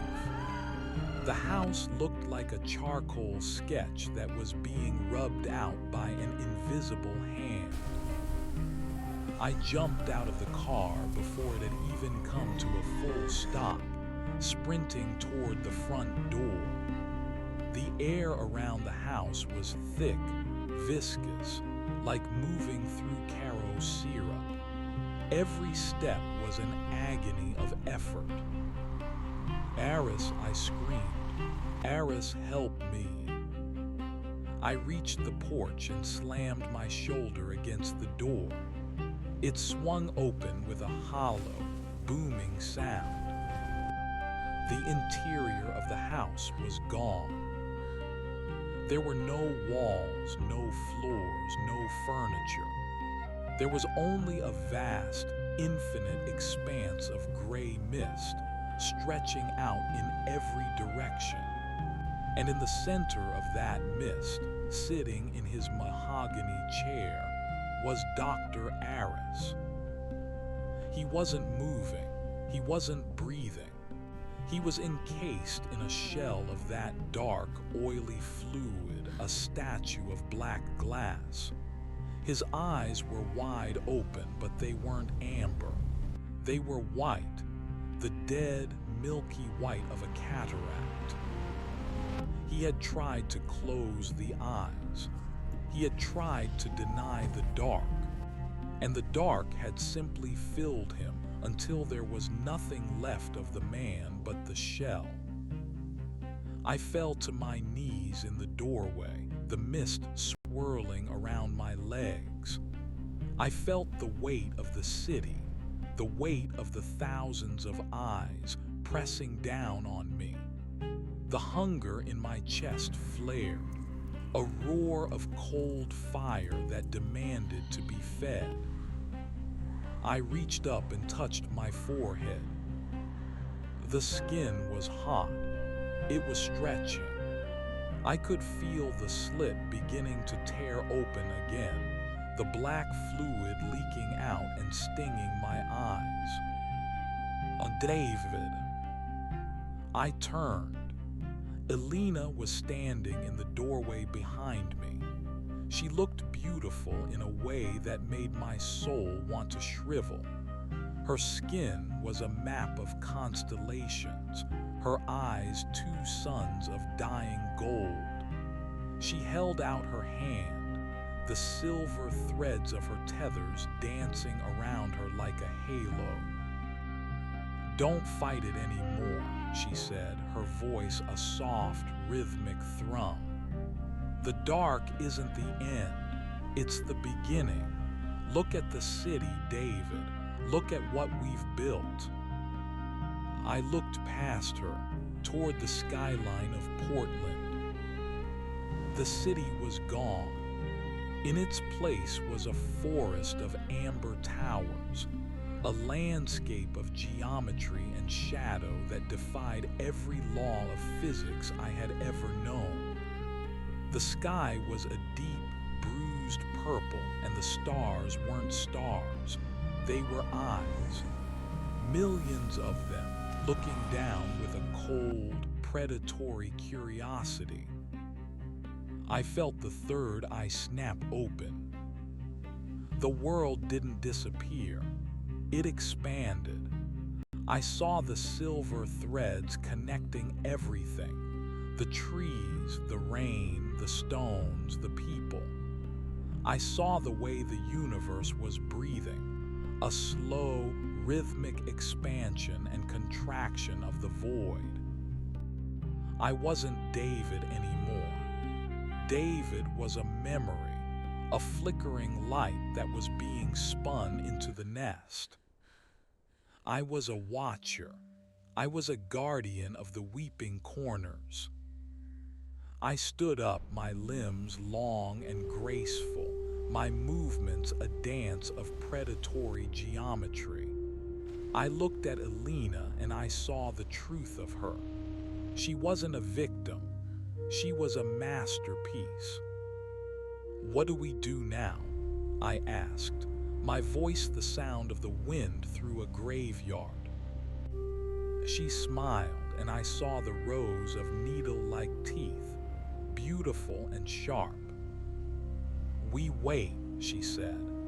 "We wait for the rest of them to look, and when they do, we'll be there to show them the view." I turned back to the mist where Eris sat in his glass tomb. I reached out a long, tapering finger and touched his forehead.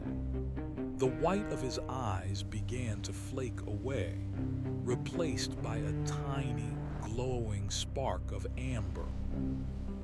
Even the deniers would see eventually. I stepped out of the house, or what was left of it, and into the new world. The rain felt like liquid light on my skin. The shadows felt like silk. I walked toward the center of the city, toward the tallest of the amber towers. I had a job to do. I had to find the next David. I had to find the next person who was sitting in a dark room, wondering why the air felt so heavy. I would find them. I would stand in their peripheral vision. I would wait for them to turn around. And when they did, I would open my eyes. The transition was not a sudden snap, but a slow, rhythmic dissolution.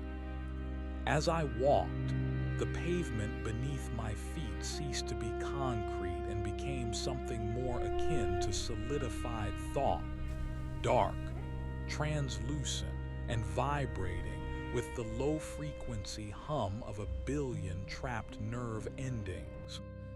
The city of Portland was a ghost story the earth was forgetting. The familiar landmarks, the Burnside Bridge, the neon white stag, the tangled veins of the I-5 were being overwritten by a geography of impossible angles. Towers of obsidian rose like frozen smoke, their surfaces etched with cuneiform scripts that pulsed with the heartbeat of the void. I didn't feel the cold anymore. The rain, which had once been a nuisance of wet fabric and shivering skin, was now a sensory feast. Each drop that hit my skin carried a data burst, the memory of a cloud's formation, the metallic tang of the upper atmosphere, the microscopic grief of a dying sparrow. I was drinking the world through my pores. "Do you see the patterns yet?" Elena asked. She was walking beside me, her feet making no sound. Her silhouette was blurred, as if the air around her couldn't quite decide where she ended and the night began. "I see the architecture of the silence," I said. My voice surprised me. It wasn't the voice of David, the man who worried about rent and the oil leak in his Subaru. It was a resonant chime, a sound that felt like it was being played on a cello made of human bone. "I see the way the shadows hold the buildings up." "They don't just hold them up," she whispered, leaning closer. Her breath smelled of ozone and ancient dust. "They feed them. Every secret kept in a dark hallway, every fear whispered into a pillow, that's the mortar. That's what makes this place solid." We reached the edge of what used to be the Pearl District. The warehouses had been hollowed out, their interiors glowing with a soft, bioluminescent fungus that climbed the walls in fractal patterns. People, or the things that used to be people, were gathered in the plazas. They weren't talking. They were standing in concentric circles, their heads tilted back, their three eyes blinking in a slow, synchronized percussion. They were a choir of observers, anchoring this new reality by the sheer force of their collective gaze. I felt a pull toward the center of the city, toward the place where the Pioneer Courthouse Square had once been. In its place stood a monolith of shifting geometry, a spire that seemed to pierce the very fabric of the bruised purple sky. It was the source of the amber light, the great eye around which our new existence revolved. "There's one who isn't looking yet," Alina said, her amber eyes flashing. She pointed toward a small, brick apartment building that seemed to be resisting the transformation. It stood like a stubborn scab on a healing wound, its windows dark and defiant. In the basement, Unit 4B, he's hiding under a blanket with a flashlight. He thinks the light will keep the corners away. I felt a surge of something that might have been hunger, but it was cleaner, sharper. It was the desire to complete the circuit, to bridge the gap between the seen and the unseen. "He's mine?" I asked. "He's a gift," she replied. "Consider it your initiation. Break the shell, David. Show him the beauty of the crack." I moved toward the building.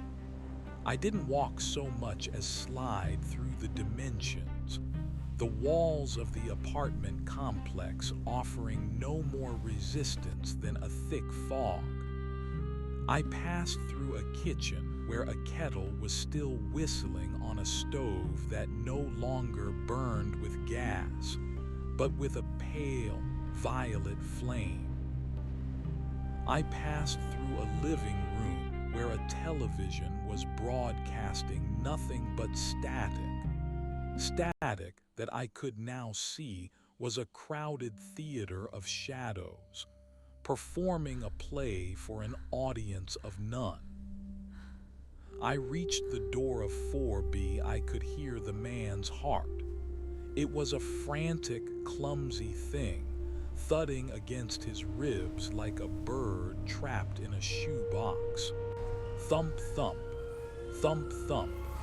It was the sound of a dying era. I didn't knock. I simply stepped through the wood. The room was small and smelled of unwashed clothes and stale adrenaline. The man was huddled in the corner of his bed, a heavy wool blanket pulled over his head.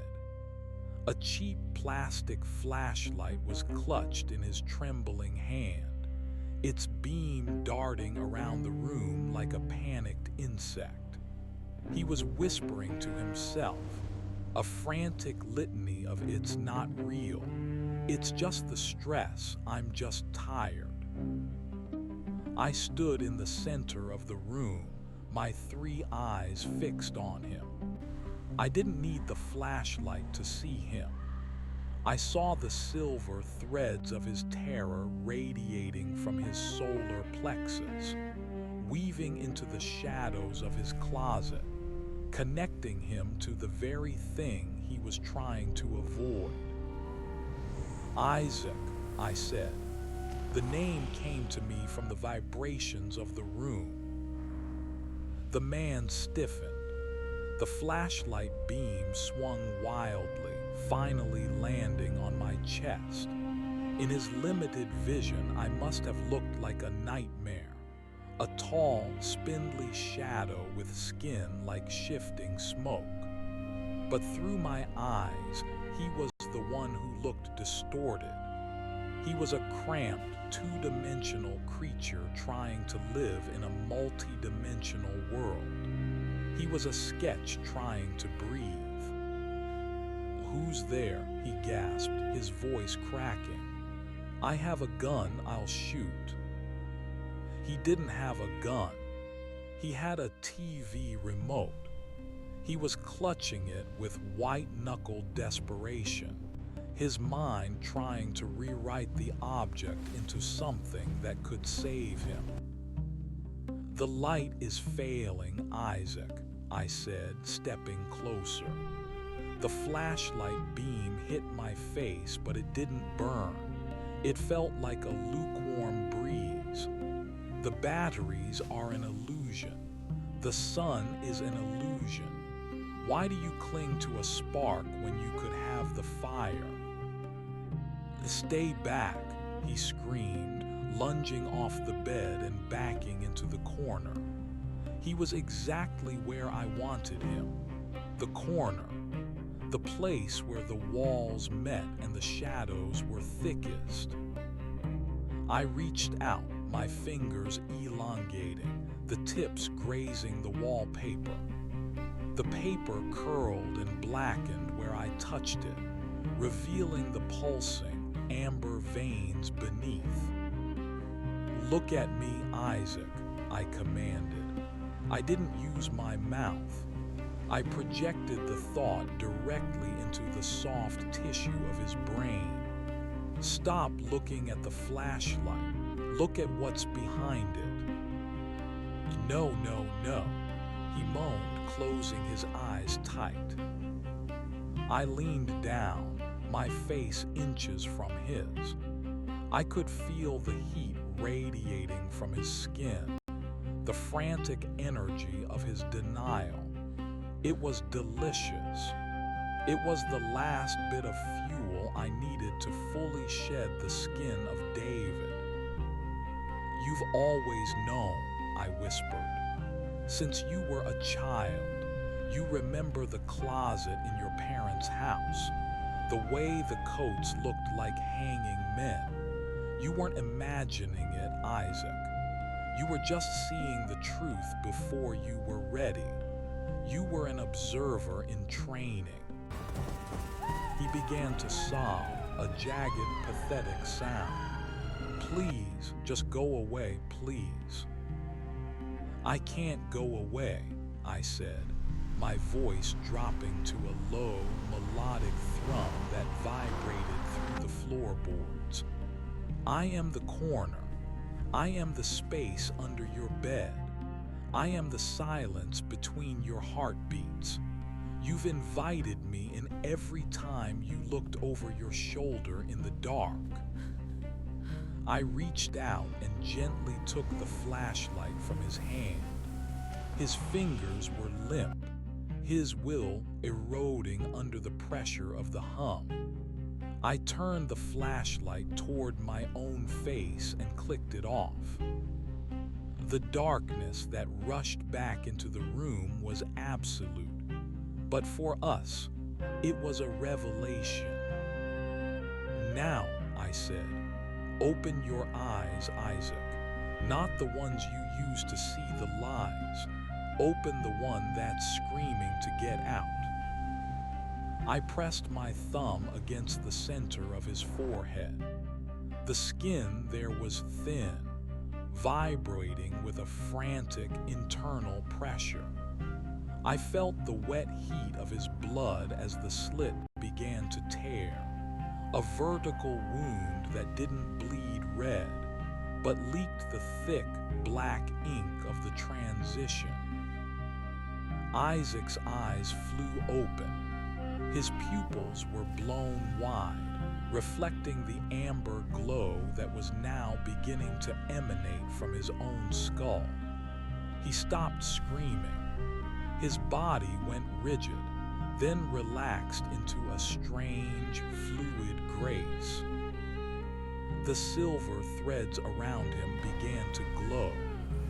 They reached out, connecting to the threads in my own hands, weaving a web of light that filled the small apartment. He looked at his hands, watching as the skin turned translucent, watching as the memory of his life, His job at the post office, his failed marriage, his fear of heights, was harvested by the shadows and turned into something useful. It's so quiet," he whispered.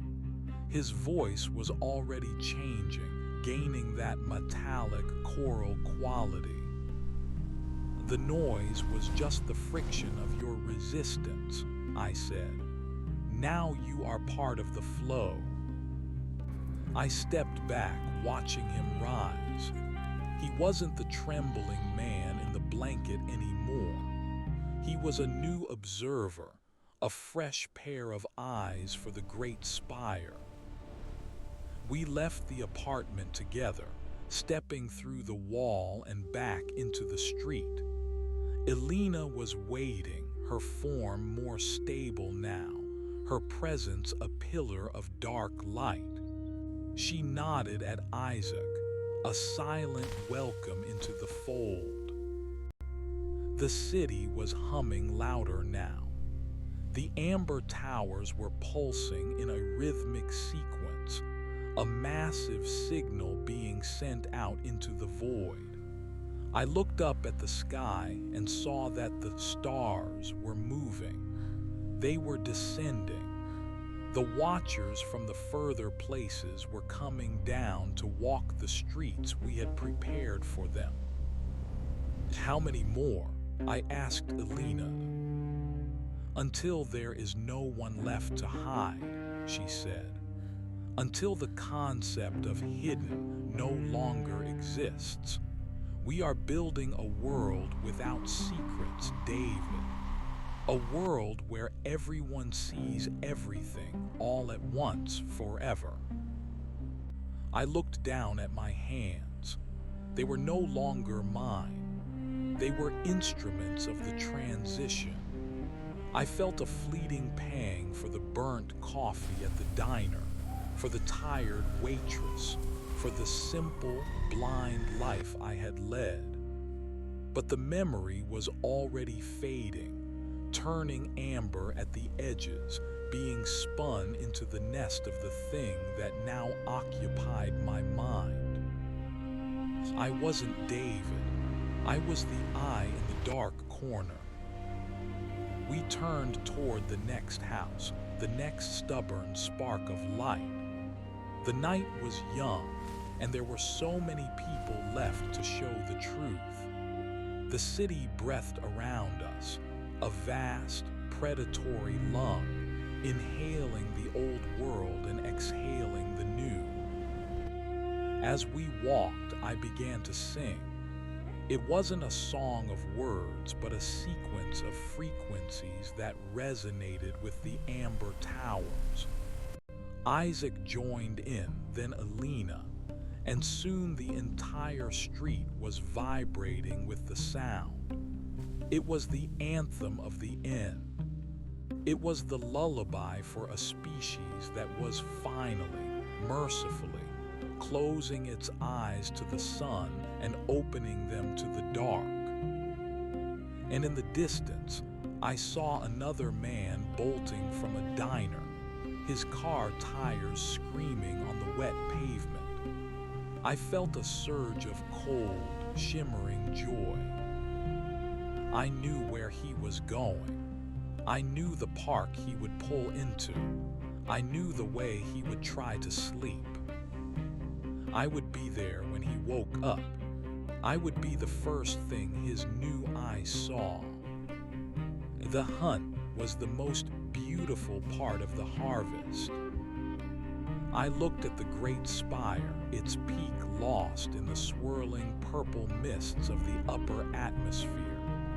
Beyond it, I could see the outlines of other cities: Seattle, San Francisco, Vancouver, all beginning to glow with that same sickly beautiful amber. The infection was global. The transition was absolute. "Look," Elena whispered, pointing toward the horizon. The sun was beginning to rise, but it wasn't the yellow star of the old world. It was a massive, vertical slit of black fire, casting a shadow so deep it felt like a physical weight. The dawn of the dark had arrived. I turned my back on the black sun and walked into the shadows of the West Hills. There was a man in a Victorian house who thought he could hide behind a veil of white light. He was the next piece of the puzzle. He was the one who thought denial was a shield. I would show him that even a shield has a shadow, and that's where I live. The climb up the winding roads of the West Hills felt less like a physical ascent and more like a folding of space.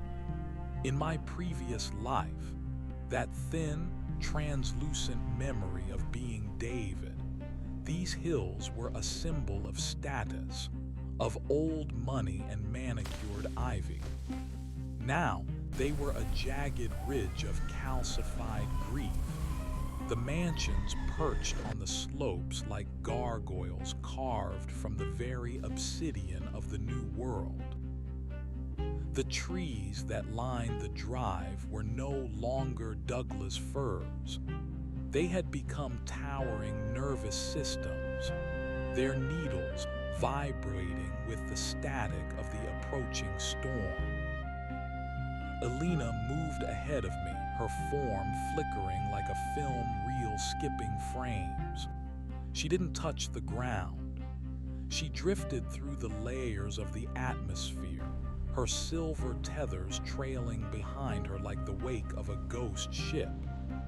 Beside me, Isaac walked with a stiff, rhythmic gait, his new eye still raw and weeping that dark, iridescent fluid.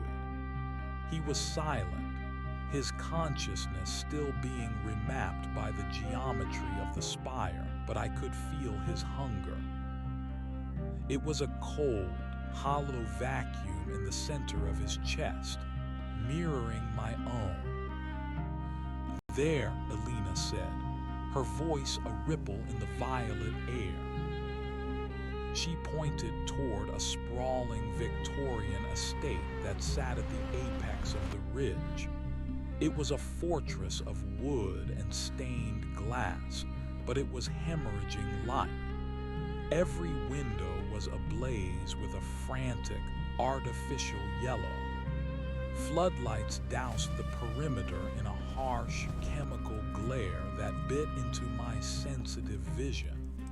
To the uninitiated, it looked like a sanctuary.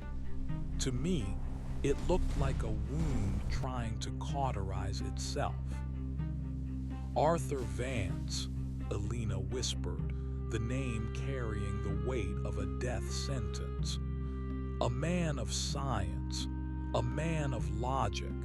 He spent 40 years mapping the stars, David. He thinks if he can categorize the light, he can keep the dark from defining him. We stepped onto the lawn. The grass felt like needles of ice against my elongated feet. As we crossed the threshold of the floodlights, the light didn't illuminate us. It bent around us, creating a pocket of absolute null space.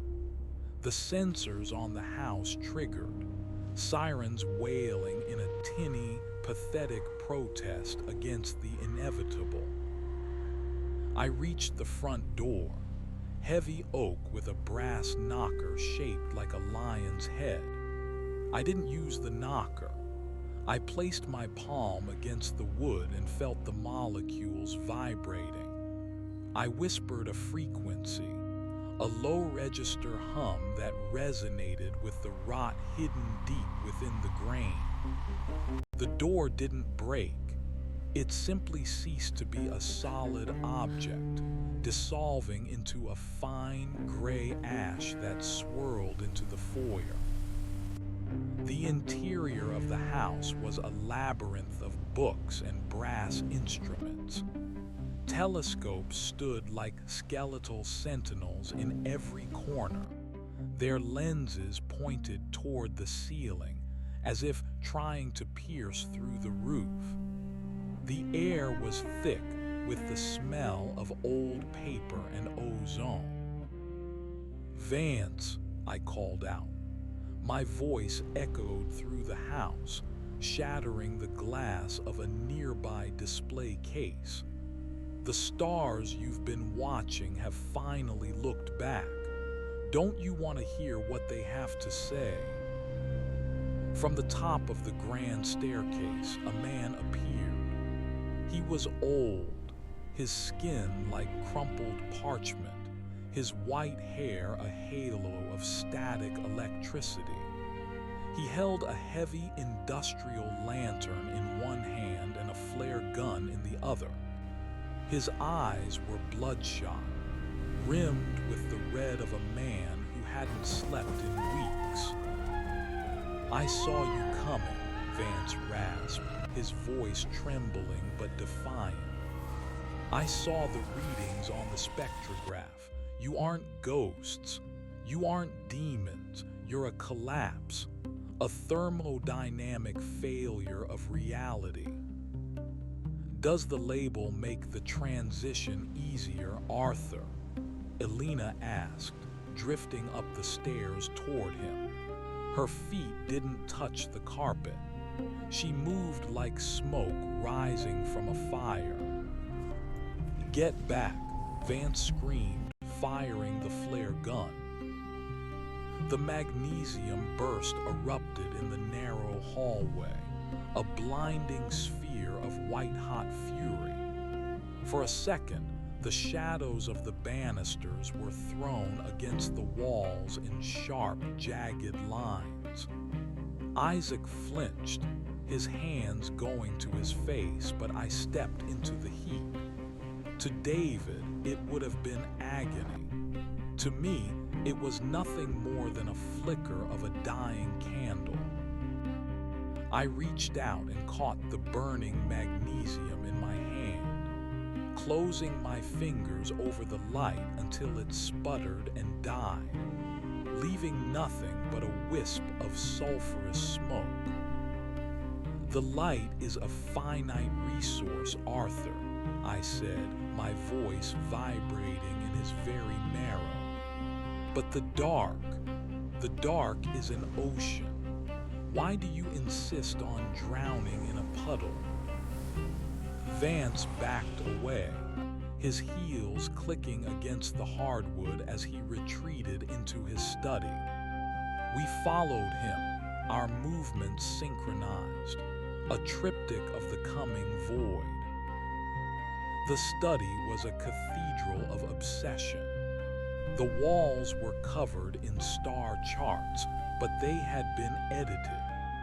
Black ink had been used to cross out the familiar constellations, replaced by the geometric sigils I now recognized as the blueprints of the Amber Towers. In the center of the room sat a massive brass orrery, the planets spinning in a frantic, mechanical dance. "I calculated the trajectory," Vance whispered, collapsing into a leather chair.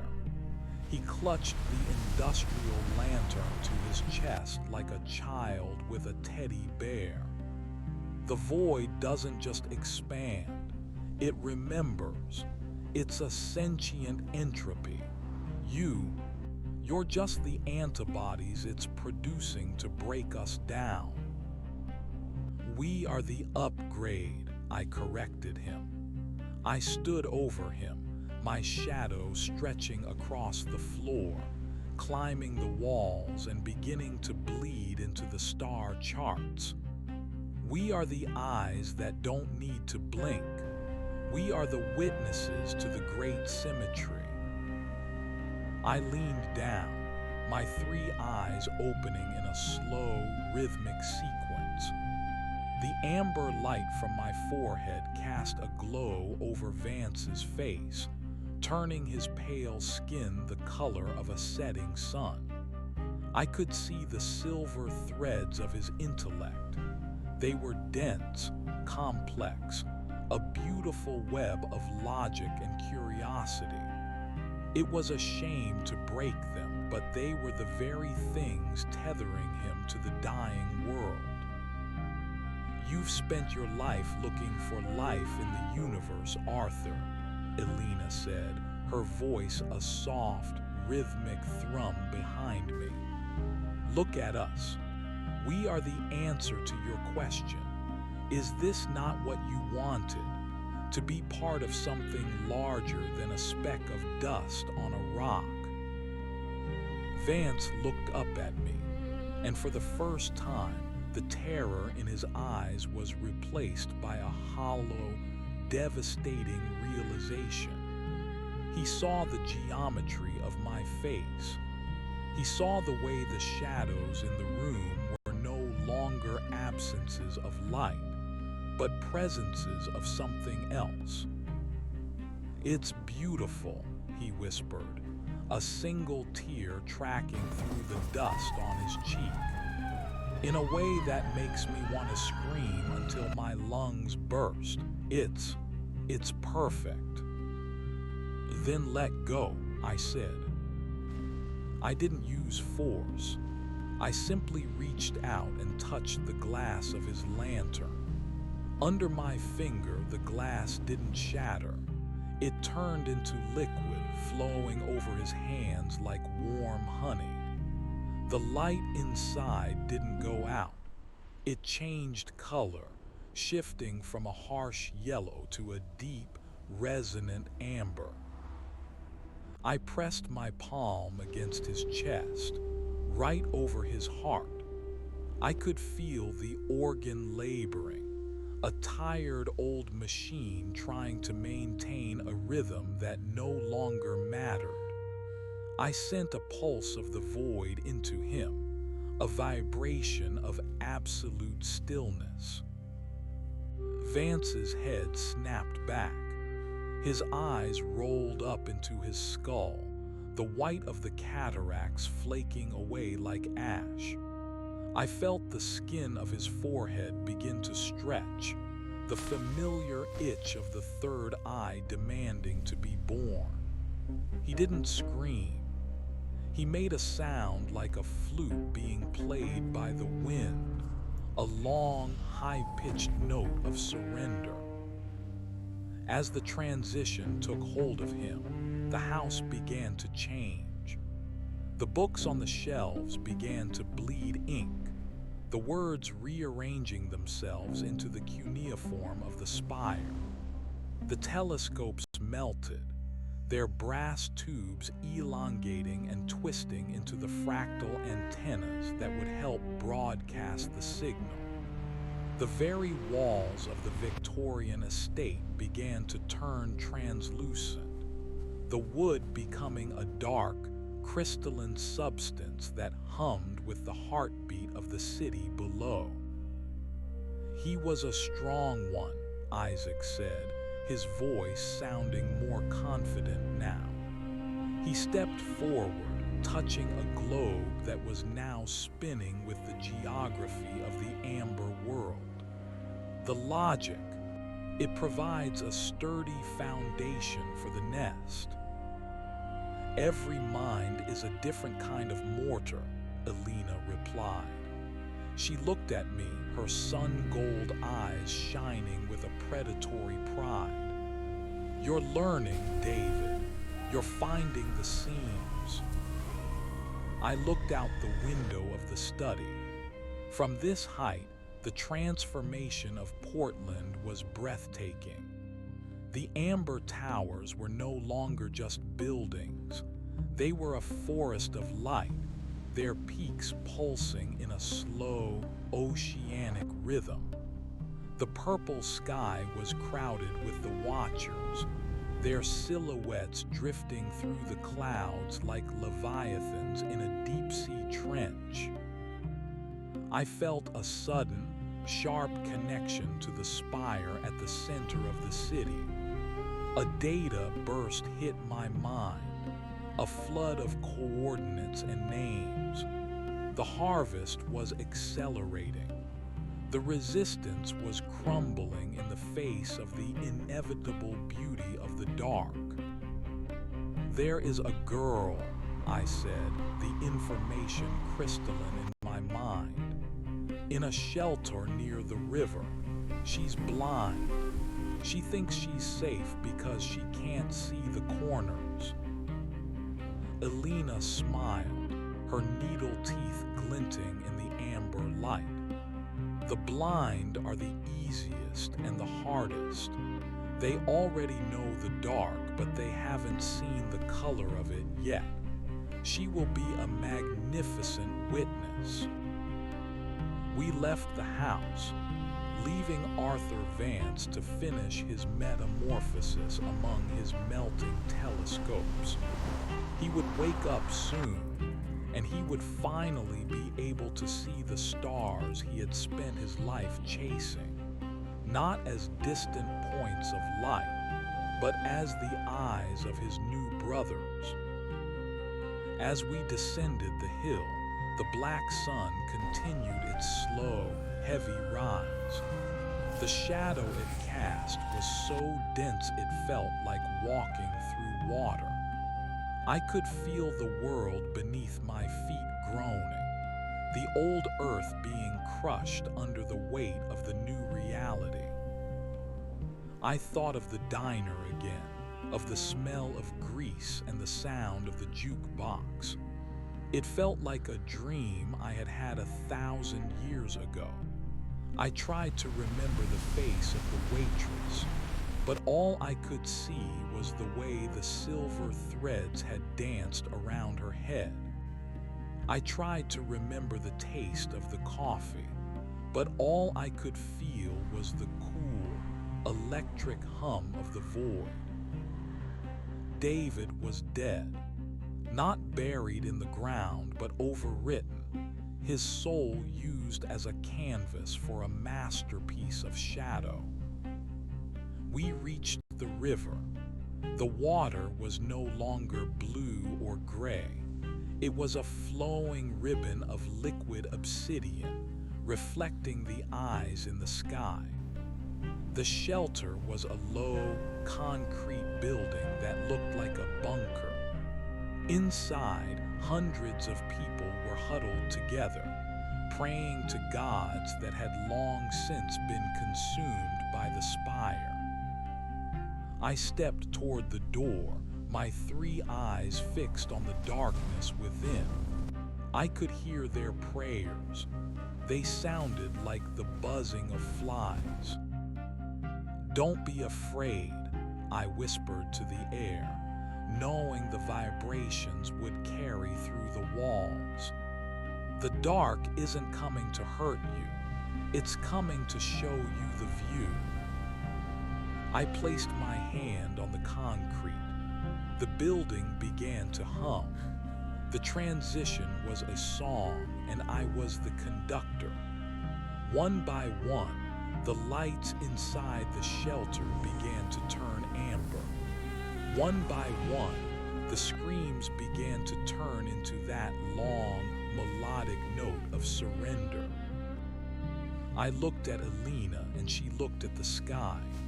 The great eye was opening. The world was finally looking back. And as the first of the blind girl's eyes began to tear open, I felt a sense of peace I had never known as a man. The corners were gone. Everything was exposed. Everything was light. Even the dark. The shelter was a sprawling, low-slung brutalist slab of concrete that had once served as a community center. Now, it was a pressure cooker of human terror.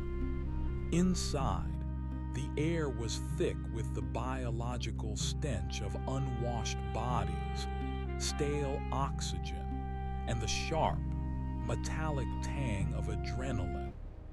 They had barricaded the doors with vending machines and heavy oak tables.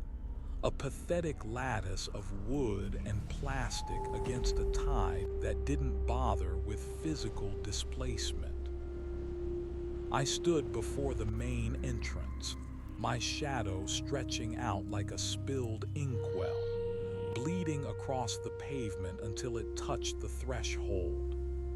Behind me, Isaac and Alina were statues of obsidian and amber, their presence vibrating at a frequency that made the very air shimmer with heat haze. I could hear the heartbeats inside, hundreds of them, a frantic, syncopated drum circle of the doomed. "They think the walls are solid," Isaac remarked, his voice now fully assimilated, a resonant chime that seemed to originate from the center of his chest. "They still believe in the sanctuary of matter."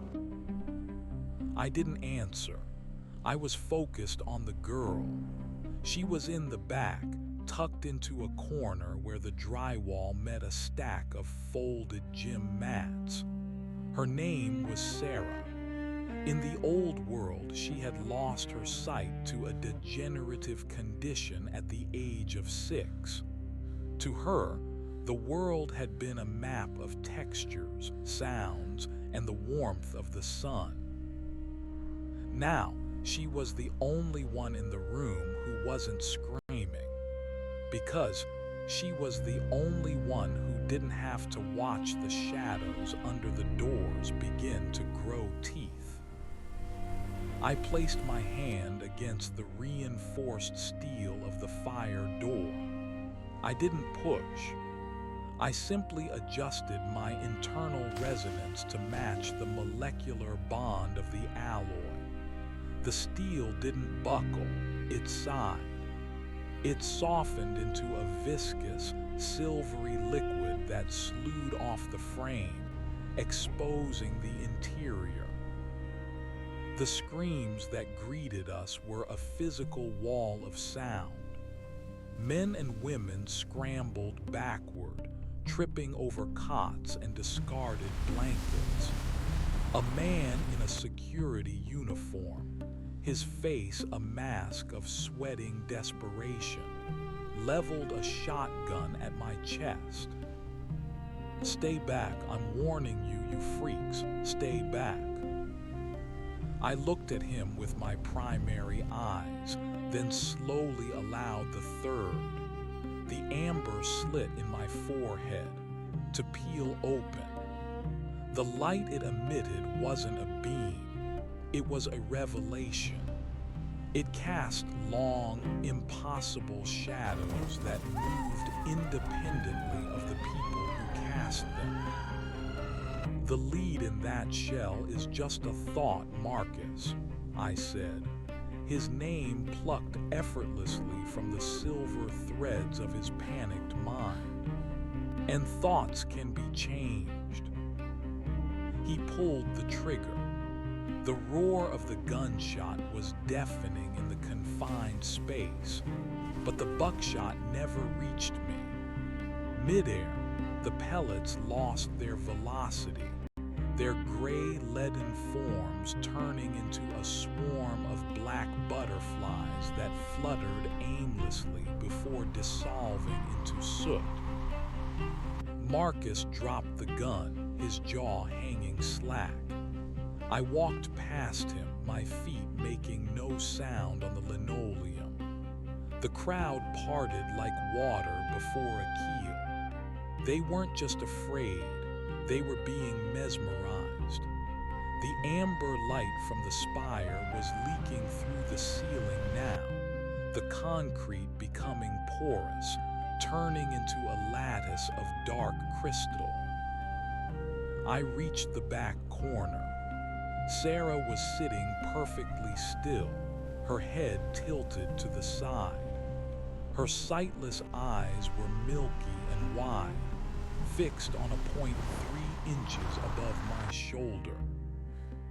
"You smell like the wind before a storm," she whispered. Her voice was the only steady thing in the room, and you sound like 1,000 clocks all ticking at once. I am the time that's left, Sarah, I said, kneeling before her. The others are seeing things, she said, her fingers dancing nervously in the air, tracing the vibrations I was emitting. They say the walls are turning into glass. They say the sky is falling. Is it beautiful? It is the only thing that is true, I told her. I reached out, my fingers elongated and tipped with a faint, violet glow. I touched her temples. Usually, the transition required a breaking of the will, a shattering of the ego. But Sarah had no visual ego to shatter. She lived in a world of voids already. They told you that you were blind, I whispered. But the truth is, they were the ones who couldn't see. They were distracted by the reflections on the surface. You have been living in the dark your whole life, Sarah. You are the most prepared of them all. I began the hum. It was a deep, sub-bass thrum that shook the foundations of the building. Elena and Isaac joined in from the doorway, their voices layering over mine to create a chord that bypassed the ears and spoke directly to the nervous system. In Sarah's mind, I saw the darkness begin to fracture. It wasn't being replaced by light, not the cheap yellow light of the sun, but by perception asterisk. I showed her the silver threads. I showed her the great spire, reaching up like a needle to stitch the earth to the void. I showed her the watchers, the vast, multi-dimensional entities that were now nesting in the clouds above Portland. Her milky eyes began to change. The cataracts didn't clear, they ignited. A deep, pulsing amber glow began to radiate from behind her pupils. The skin of her forehead began to itch, then split, a vertical seam opening to reveal the eye that didn't need a lens to focus. "Oh," she gasped. It wasn't a cry of pain. It was the sound of a prisoner seeing the horizon for the first time. It's all connected, the threads. They go through everyone. They go through the floor. They go into the stars. "Yes," I said, "and now you can hold them." She stood up, her movements fluid and graceful, devoid of the hesitation that had defined her life. She looked at the crowd of terrified people in the shelter. To her new eyes, they weren't people. They were flickering candles in a gale, their light guttering and weak. She walked toward Marcus, the security guard. He was huddled on the floor, weeping. Sarah reached down and touched his head. "Stop crying, Marcus," she said, her voice gaining that metallic choral resonance. "The dark isn't a hole, it's a blanket, just let it cover you." As she spoke, the amber light from her eyes spilled over him. Marcus's weeping stopped instantly. His body stiffened, his own transition beginning with a violent, ecstatic shudder. The shelter was no longer a refuge, it was a hatchery. All around us, the hidden were being found. The amber towers outside pulsed in a triumphant rhythm, a massive heartbeat that we could all feel in our marrow. The transition of the shelter was a microcosm of the city, of the world. We stepped out of the building an hour later. We were no longer a trio, we were a procession. Dozens of new observers followed us, their gaits synchronized, their amber eyes glowing like embers in the twilight of the black sun. Sarah walked at my side, her head held high, her three eyes scanning the shifting geometry of the skyline. The city was unrecognizable. The old buildings, the skyscrapers, the bridges, the houses, had been subsumed by the amber growth. They looked like ancient insects trapped in sap, their original forms still visible but distorted, repurposed for the great spire's architecture. The streets were crowded now. Thousands of us were walking, singing the anthem of the end, our voices merging into a single planet-wide frequency. I looked up. The black sun was at its zenith. It wasn't a star, it was a gateway. And through it, the first of the great ones was descending. It was a shape that defied Euclidean geometry, a mass of shifting planes and weeping eyes that spanned miles of the upper atmosphere. As it touched the peak of the great spire, a shockwave of dark light rippled across the horizon. I felt a surge of cold, shimmering joy. The harvest was nearly complete. The dark corner wasn't just a place anymore.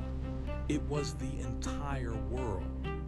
And I, the man who had once been David, the man who had once been afraid of the things in the shadows, was now the shadow itself.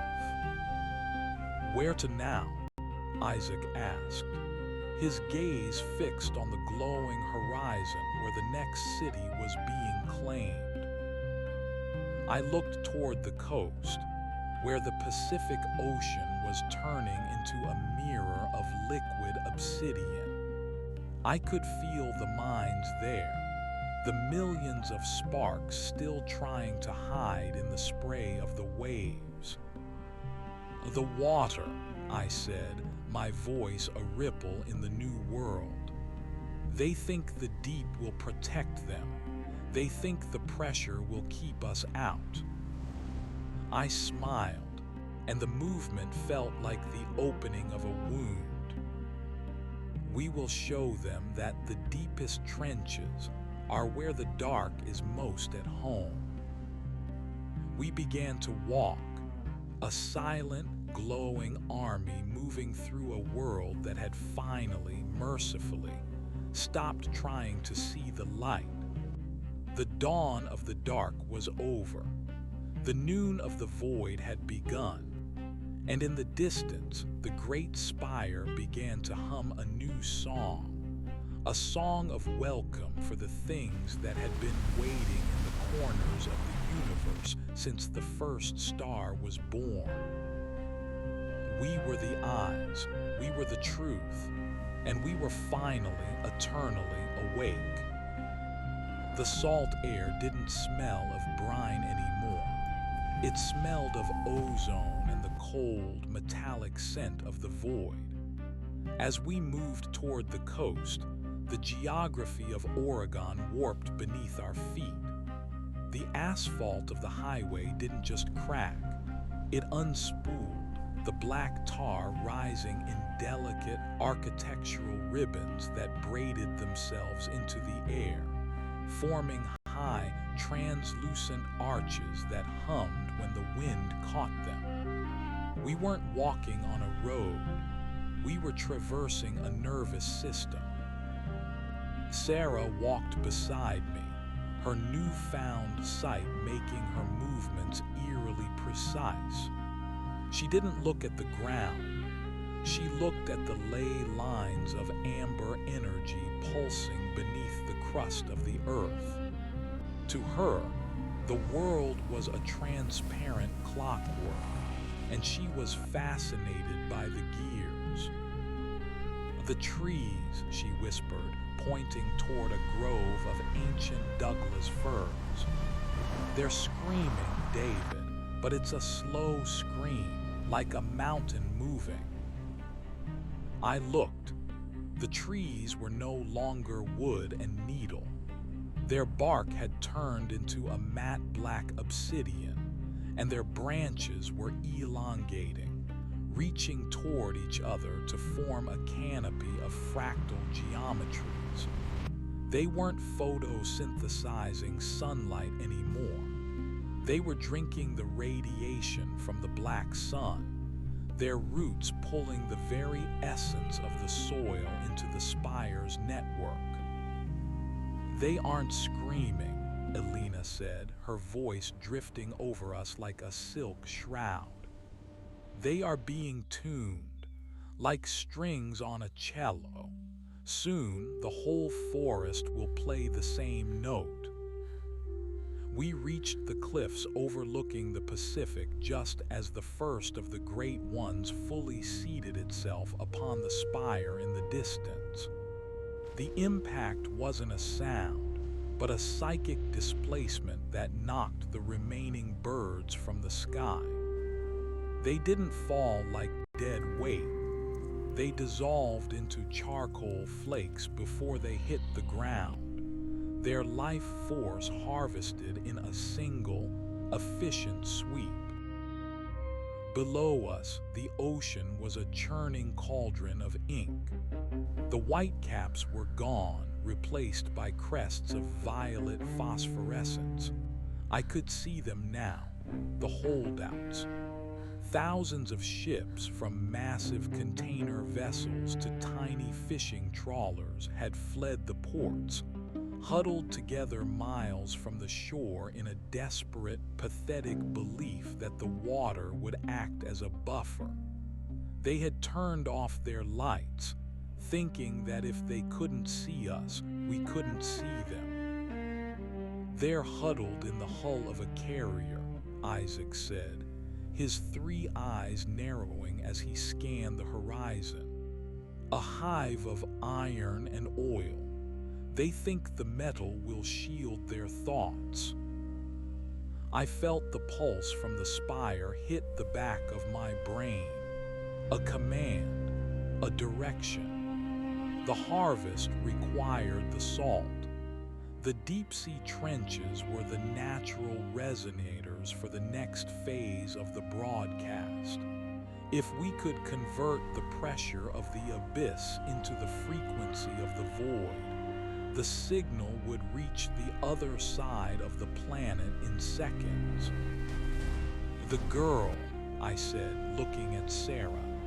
"Can you feel the resonance of the water?" Sarah stepped to the very edge of the cliff. The wind whipped her hair, but she didn't flinch. She closed her primary eyes and let the amber slit in her forehead dilate until it was a burning circle.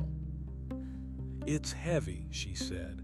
"The water is trying to push back. It's dense with old memories, drowned things, but there's a seam.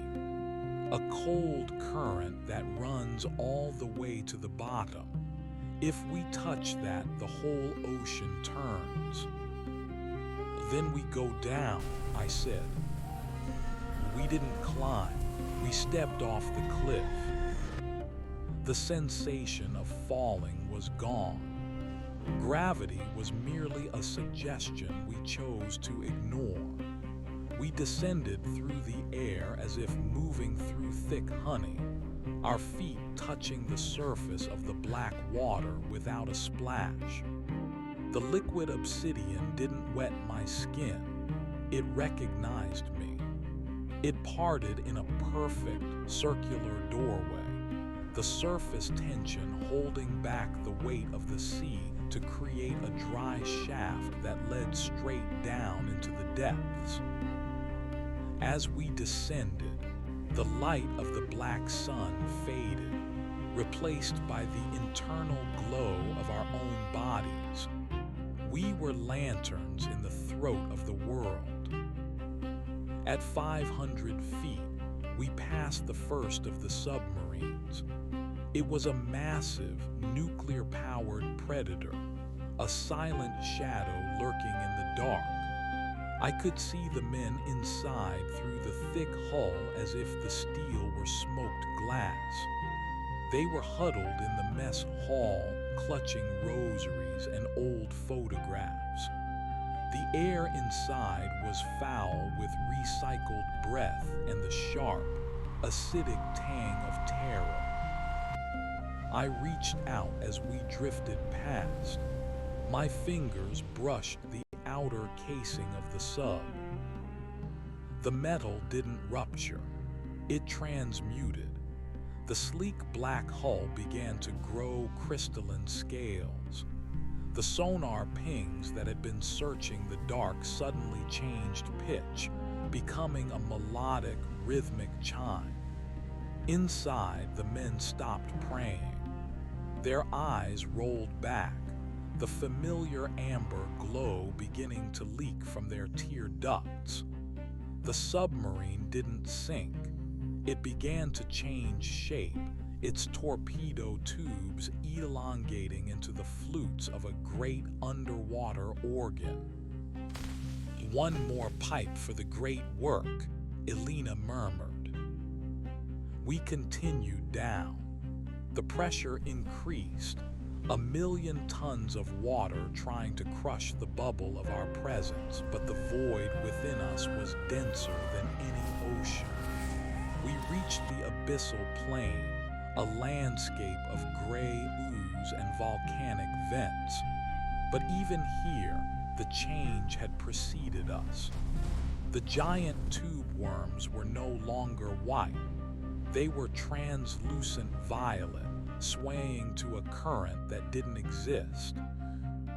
The blind crabs and pale fish of the deep had already grown their third eyes, their tiny amber lights flickering in the silt like a submerged galaxy. In the center of the trench, a massive rift had opened. It wasn't a volcanic fissure, it was a wound in reality. From its depths, a pillar of pure, solid shadow rose to meet us. This was the anchor. "The resonance is ready," Sarah said, her voice echoing strangely in the pressurized silence. She walked toward the rift, her feet kicking up clouds of bioluminescent dust. "I can feel the other side. It's so cold. It's so beautiful." I felt the connection click into place. I wasn't just David anymore. I was a node in a planetary network. I could feel Arthur Vance in his Victorian house, his mind now a library of celestial coordinates. I could feel the waitress from the diner, her soul a silver thread woven into the fabric of the spire. I could feel the millions of new brothers and sisters across the continent, all of us breathing in unison, a single, massive lung. I stood at the edge of the rift and looked up. Through the miles of black water, through the shaft of air we had carved, I could see the great eye in the sky. It was looking directly at me. "Speak," the void commanded, not in words, but in a vibration that shattered the last lingering fragments of my human ego. I opened my mouth. I didn't speak a name or a prayer. I released the note. It was a sound that began in the marrow of my bones and traveled outward, vibrating through the liquid obsidian, through the crystalline submarines, up the shaft of air, and out into the atmosphere. It was the sound of a universe finally being folded correctly. As the note hit the water, the ocean transformed. The black liquid didn't just reflect the light, it became the light. Every drop of the Pacific Ocean turned into a liquid amber crystal. The ships on the surface weren't destroyed. They were fused into a single, massive floating cathedral of glass and shadow. The people within them didn't drown. They stepped out onto the solidified waves, their third eyes opening to greet the new horizon. The resistance was over. There was no one left to fight because there was no one left who remembered why they were fighting. The concepts of human, life, and death were being erased from the dictionary of the world, replaced by a single, shimmering noun that we were all becoming. I looked at Elena. Her golden eyes were weeping tears of liquid silver. She looked at me, and for the first time, I saw a flicker of something that might have been love, if love were a cold, eternal vacuum. "It's done," she whispered. "The foundation is set. The earth is no longer a rock. It is a vessel." We began our ascent, rising through the amber sea. As we broke the surface, the world I had known was gone. The sky was no longer purple. It was a deep, resonant gold, crowded with the silhouettes of the great ones as they began their final descent. The cities were forests of light. The air was a choir. I stood on the solidified surface of the ocean and looked toward the shore. A figure was waiting there. It was small, a speck of darkness against the glowing dunes. I walked toward it, my feet clicking on the glass waves. As I got closer, I recognized the shape. It was a man. He was sitting in a plastic lawn chair, a thermos at his feet, looking out at the transformation with a calm, weary expression. He was the only one I had seen who didn't have a third eye. He was the only one whose silver threads were still tangled and dim. I stopped a few feet from him. He looked up, his eyes old and clouded with ordinary human cataracts. He didn't look afraid. He looked bored. "Took you long enough," he said, his voice a dry rasp that sounded like sandpaper on wood. "Who are you?" I asked, my three eyes narrowing. I searched the network, but he wasn't there. He was a blind spot, a glitch in the masterpiece. "Nobody," he said, unscrewing the cap of his thermos. The smell of cheap, burnt coffee filled the air, the most human thing I had smelled in an eternity. Just a guy who's seen this happen before. Different colors, different monsters, but it's always the same show. "You are not part of the transition," I said, a flicker of something. A ghost of an emotion, perhaps irritation, stirring in the void of my chest. "No," he said, taking a sip. "I've got a condition. Reality doesn't stick to me very well. I'm the guy who watches the watchers. The eye in the corner of asterisk your asterisk eye." I reached out to touch him, to force the transition, to weave his dim thread into the glory of the spire. But as my fingers approached his skin, they passed through him as if he were a hologram. He wasn't solid. He wasn't shadow. He was an absence. "Don't bother, kid," he said, leaning back in his chair. "You've done a great job, really. The amber is a nice touch, very aesthetic, but you forgot one thing. What? I asked, the choir in my head momentarily faltering.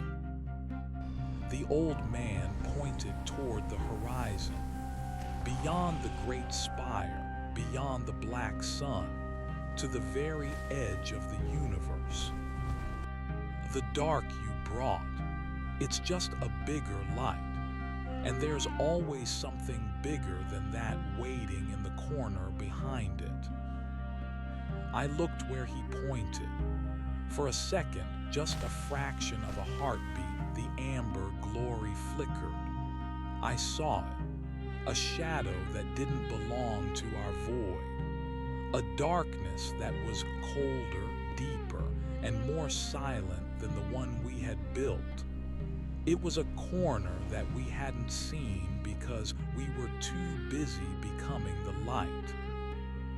The old man chuckled, a sound that felt like a crack in a mirror.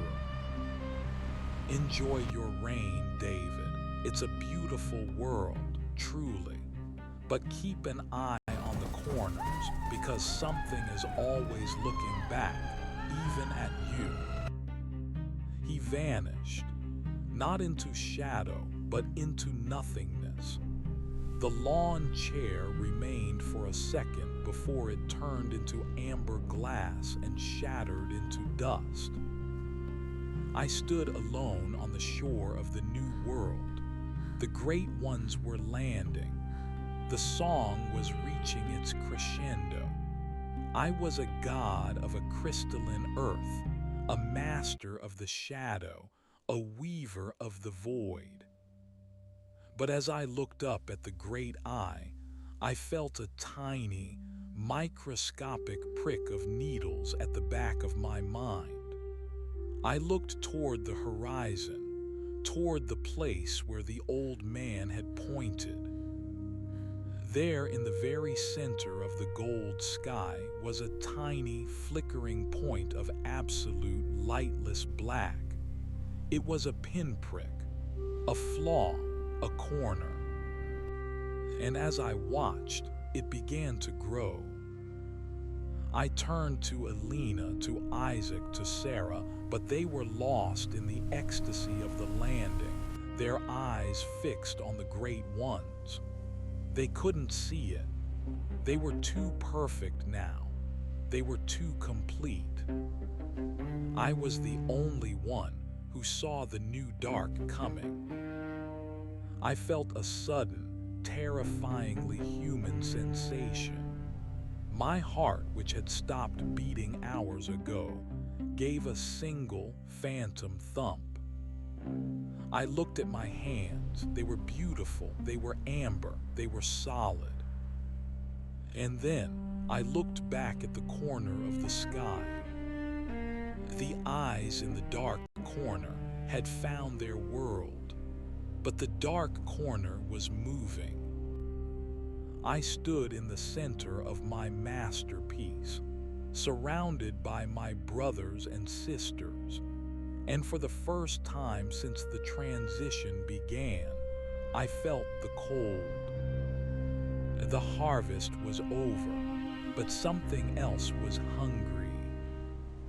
I closed my eyes, all three of them, and for a moment I tried to remember the smell of grease and the sound of a jukebox.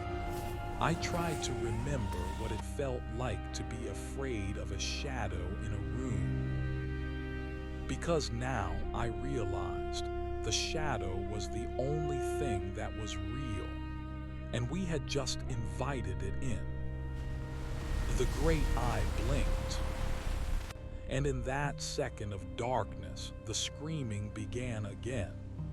But this time, it wasn't the humans. It was us. The scream didn't come from throats of flesh. It was a harmonic fracture that rippled through the crystalline lattice of our collective consciousness. It was the sound of glass under too much pressure, a high, thin vibration that made the amber sea beneath my feet shudder and cloud. I looked at Alina. Her radiant form, once a masterpiece of translucent violet and gold, was flickering. The silver tears on her cheeks weren't flowing anymore. They were evaporating into a gray mist that smelled of wet ash. "David," she whispered. The name felt like a heavy stone dropped into a still pool. It shouldn't have been there. We were supposed to be past names. We were supposed to be a single, breathing we. But the we was framed. The psychic architecture of the great spire, which had felt like an immovable mountain of truth only moments ago, now felt like a hollow shell. I could feel the millions of minds connected to me, the workers in the converted cities, the sailors in their glass cathedrals, the children with their third eyes wide in wonder. And for the first time, I felt their doubt. It wasn't the doubt of the old world, the fear of the unknown. It was the terror of the asterisk known, being unmade. The pinprick of black in the center of the golden sky wasn't a hole, it was an eye. But it wasn't a great one's eye. It didn't have the shifting planes of geometry or the weeping wisdom of the void we had embraced. It was flat. It was hungry in a way that was purely, devastatingly biological. It looked like the pupil of a shark, magnified to the size of a continent. And it was blinking. Every time the blackness eclipsed the golden sky, a piece of our new world simply ceased to exist. Not destroyed, not harvested, erased. I watched a fleet of the transformed ships on the horizon. During the first blink, their masts vanished. During the second, the hulls turned into a gray, oily sludge that didn't float on the amber waves. During the third, the thousands of souls within them, my brothers, my sisters, were gone. There were no silver threads left behind. There was no resonance in the network. It was as if they had never been woven into the great work at all. "Isaac, Sarah," I shouted, the vibration of my voice cracking the glass beach beneath me. Isaac was kneeling, his three eyes fixed on the great one that had seated itself atop the spire. That celestial entity, a mass of miles-wide shifting wings and eyes, was no longer singing. It was trembling. Its geometric planes were grinding against one another with a sound like tectonic plates shattering. It was trying to fold itself back into the gateway, trying to retreat into the higher dimensions it had crawled out of. But the gateway, the black sun, was being swallowed by the new dark. "It's eating them," Sarah said. She wasn't looking at the sky. She was looking at her own hands. The amber glow was receding from her fingertips, leaving behind a dull, sickly gray. "David, it's eating the light we became." I felt a surge of cold that made the absolute zero of the void feel like a summer breeze. The old man's words echoed in the hollows of my mind. "The dark you brought, it's just a bigger light." We had spent so long looking into the shadows of our bedrooms, our closets, and our basements, thinking we were seeing the ultimate truth. We thought the great ones were the end of the story, but we were just a layer of skin being peeled back. We were the bait. The Great Spire wasn't a monument, it was a dinner bell. We had spent the last several days tuning the entire planet to a specific frequency, turning the Earth into a beacon that could be seen from the asterisk real deep. The Great One atop the spire let out a psychic wail that burst the eardrums of every living thing within 100 miles. Its massive, mile-long wings began to slew off like rotten fruit, falling in wet, heavy clumps onto the city of Portland below. The creature was being digested while it was still perched on its throne. The dark light it had emitted was being sucked upward, drawn into that flat, shark-like pupil in the sky. "We have to disconnect," I said, the thought feeling like treason. "If we stay part of the network, we go with it." "Disconnect?" Elena looked at me, her face a mask of crumbling porcelain. "David, there is nothing else. We gave everything to the spire. There's no us to go back to." She was right. Our memories were archived in the amber, our souls stitched into the ley lines. To pull away was to tear our own ghosts apart. I looked toward the coast. The Pacific, which had turned into a solid mirror of amber glass, was beginning to crack. Not small, spiderweb fractures, but massive chasms that breathed out a cold, gray fog. The fog wasn't mist. It was composed of tiny, microscopic teeth. I could feel them hitting my skin, nibbling at the edges of my radiance. The Great Spire began to lean. The architecture of the new world, built on the repurposed bones of our civilization, was failing because the fundamental laws of the void were being overwritten. The geometry was no longer Euclidean, but it wasn't the Great One geometry either. It was something chaotic, something entropic. "The trenches," I whispered. I remembered the sensation of the deep, the weight of the water, the anchor we had set in the dark. The salt, the pressure. It's the only place where the signal is dense enough to hide. "Hide," Isaac laughed, a hollow, rattling sound. "You want to hide from that?" He pointed at the sky.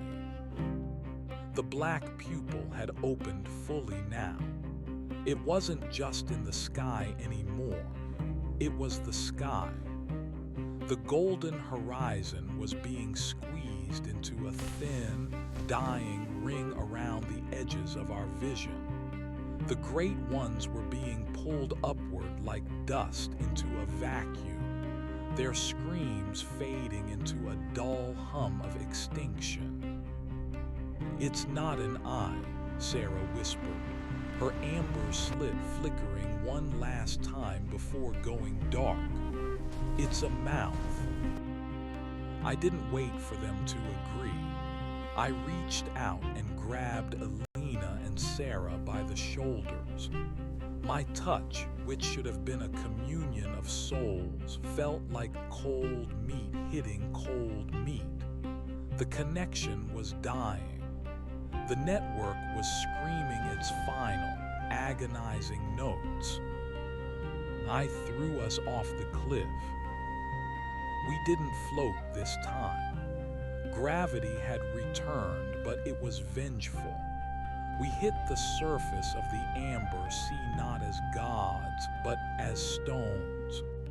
The glass shattered under the impact, and we plunged into the liquid obsidian below. The water was no longer a welcoming medium. It was thick, oily and filled with the debris of the failed transition.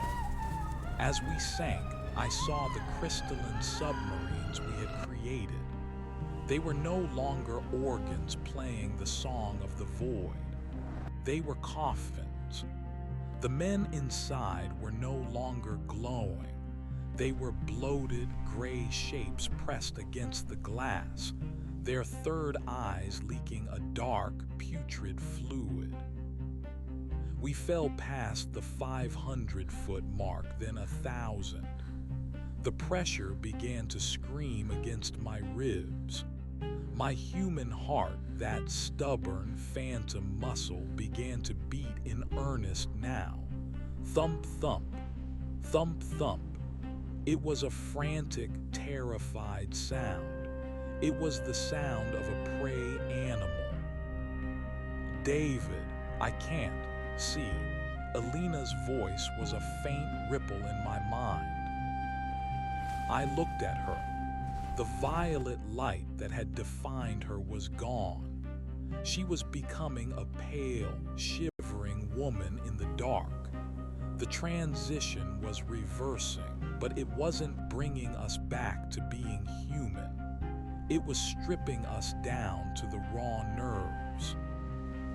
We reached the bottom of the trench, near the rift where we had stood in triumph only an hour ago.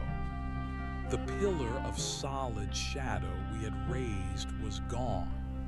In its place was a jagged hole that looked like it had been bitten out of the earth. I pulled them into a small cavern beneath a shelf of volcanic rock. The pressure here was immense, a physical weight that felt like the world was trying to crush the very memory of us. "We stay here," I said, my voice no longer a ripple but a ragged gasp of air. "We stay in the dark, the old dark, the one that doesn't glow." We huddled together in the freezing silt. Above us, the ocean was churning with the death throes of a world. I could feel the spire falling. I could feel the great ones being consumed, their ancient cosmic essences broken down into base components by the thing that had come from the corner. The amber network went silent. The silence was worse than the screaming. It was a total, absolute void. Not the holy void of the great ones, but the empty silence of a room after the lights have been cut and the occupants have been moved out. I sat there holding the two women who had been my sisters in a godhood that had lasted less than a day. We were cold, we were wet, we were small. Hours passed, or maybe it was days. Time didn't mean anything in the crush of the abyss. Every now and then, a pulse of gray light would filter down through the miles of water, a remnant of some celestial feast happening on the surface. Each pulse was followed by a rain of ash that settled over the ocean floor like snow. The world above was being scrubbed clean. "Is it over?" Sarah asked. Her voice was tiny, the voice of the girl she had been before the shadows took her. "I don't know," I said. I looked toward the mouth of our little cave. The water was still.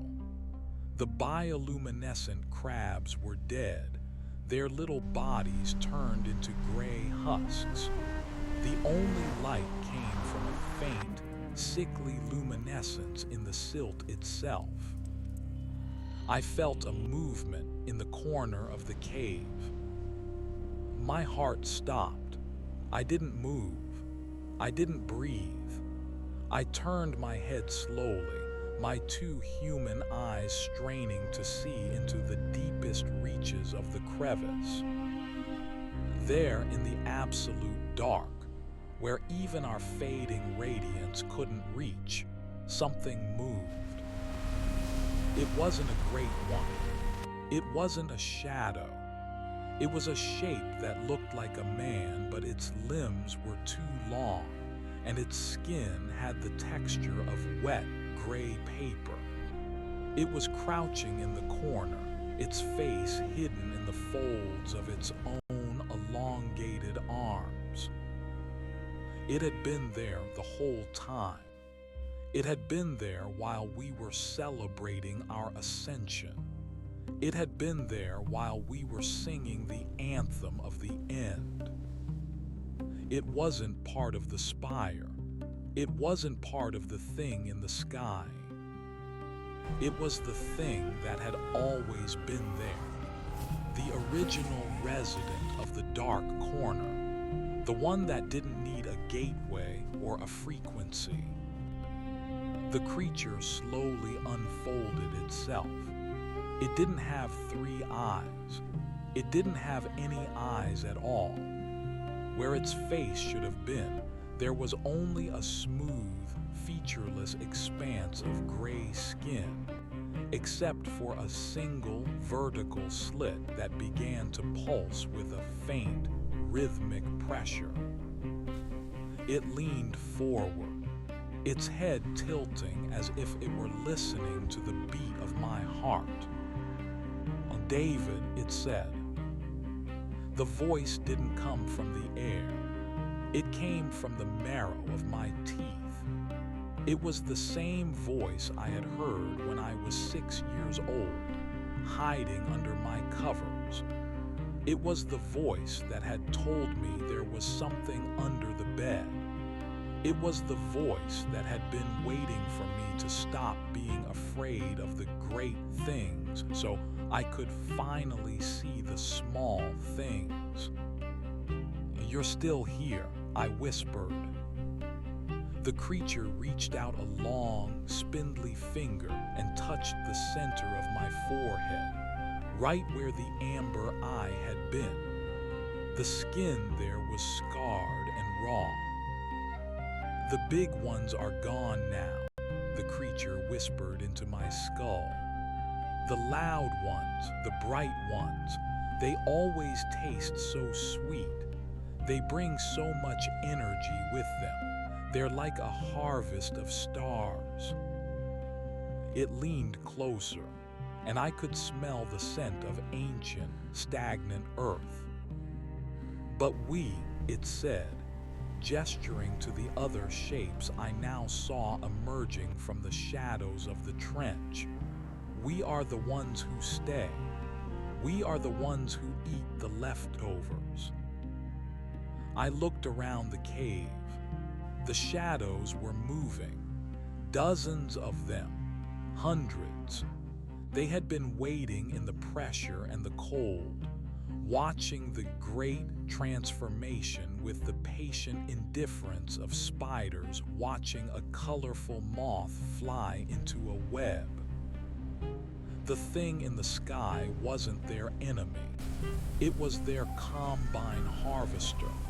It did the work of breaking the world down, and these things, they were the scavengers that lived in the cracks of reality. What are you going to do to us? Elena whimpered, pulling closer to me. The creature's featureless face seemed to ripple with a terrible amusement. We aren't going to do anything. You're one of us now, David. You've been stripped. You've been cleaned. You've been made quiet. It withdrew its finger. I felt a coldness spread from my forehead, down my spine, into my limbs. My skin began to turn that same dull, grayish white. My eyes, my human eyes, began to cloud over, not with cataracts, but with a thick, protective film of gray skin. The world above is a desert of ash, the creature said, its voice fading as my hearing began began to change. The great ones have moved on to the next star. The mouth in the sky has closed. There is no more gold. There is no more amber. I felt my fingers elongating. I felt the urge to crouch, to hide, to find a corner and wait. Now, the creature whispered, the real dark begins, the long dark, the one that never ends. I looked at Elena and Sarah. They were changing too.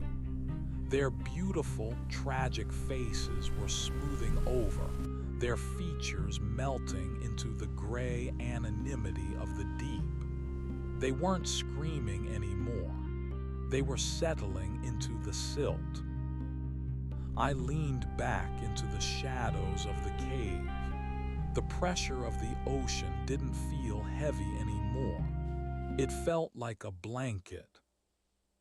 I looked out one last time toward the mouth of the cavern, toward the dead, gray ocean.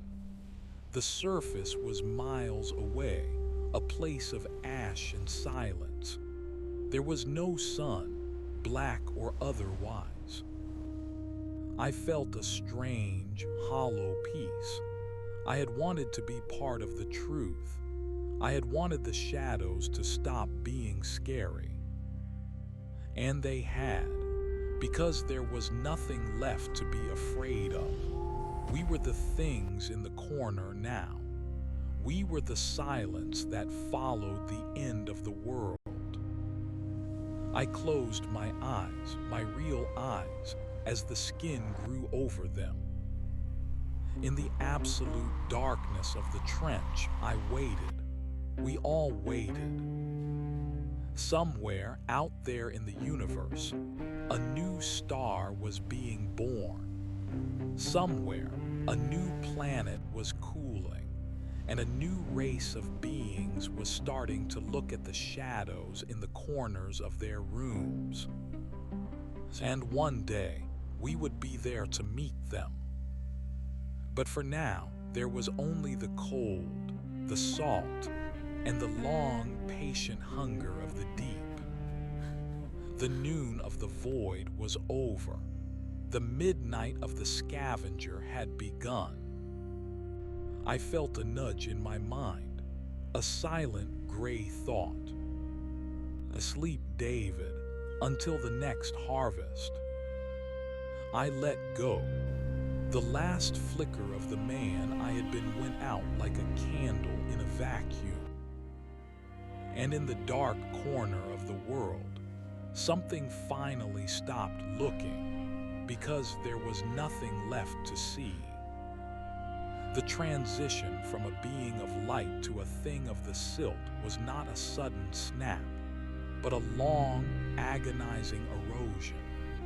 It felt like my soul was being sandpapered down, layer by layer, until only the most primitive reptilian core remained. The violet hues of Elena and the shimmering amber of Sarah didn't just fade, they curdled. I watched as their limbs elongated, the bones stretching and thinning until they looked like the translucent legs of a deep-sea crab. Their skin, once radiant with the stolen fire of the great ones, became a pallid, semi-transparent membrane that pulsed with the slow, rhythmic beat of a heart that shouldn't have been able to survive the atmospheric crush of the trench. We were no longer the heralds of a new age. We were the dregs of a failed one. The creature that had spoken, the gray one, didn't move from its crouch. It watched us with that eyeless face, its vertical slit of a mouth twitching as if it were tasting the fading salt of our humanity. Around us, the other scavengers began to stir. They didn't swim, they drifted, their movements so efficient and silent that they seemed to displace no water at all. They were the true masters of entropy, They didn't build spires. They didn't sing to the stars. They simply waited for the stars to burn out so they could lick the soot from the sky. The hunger, Sarah whispered. It was the last word she would ever speak with a human tongue.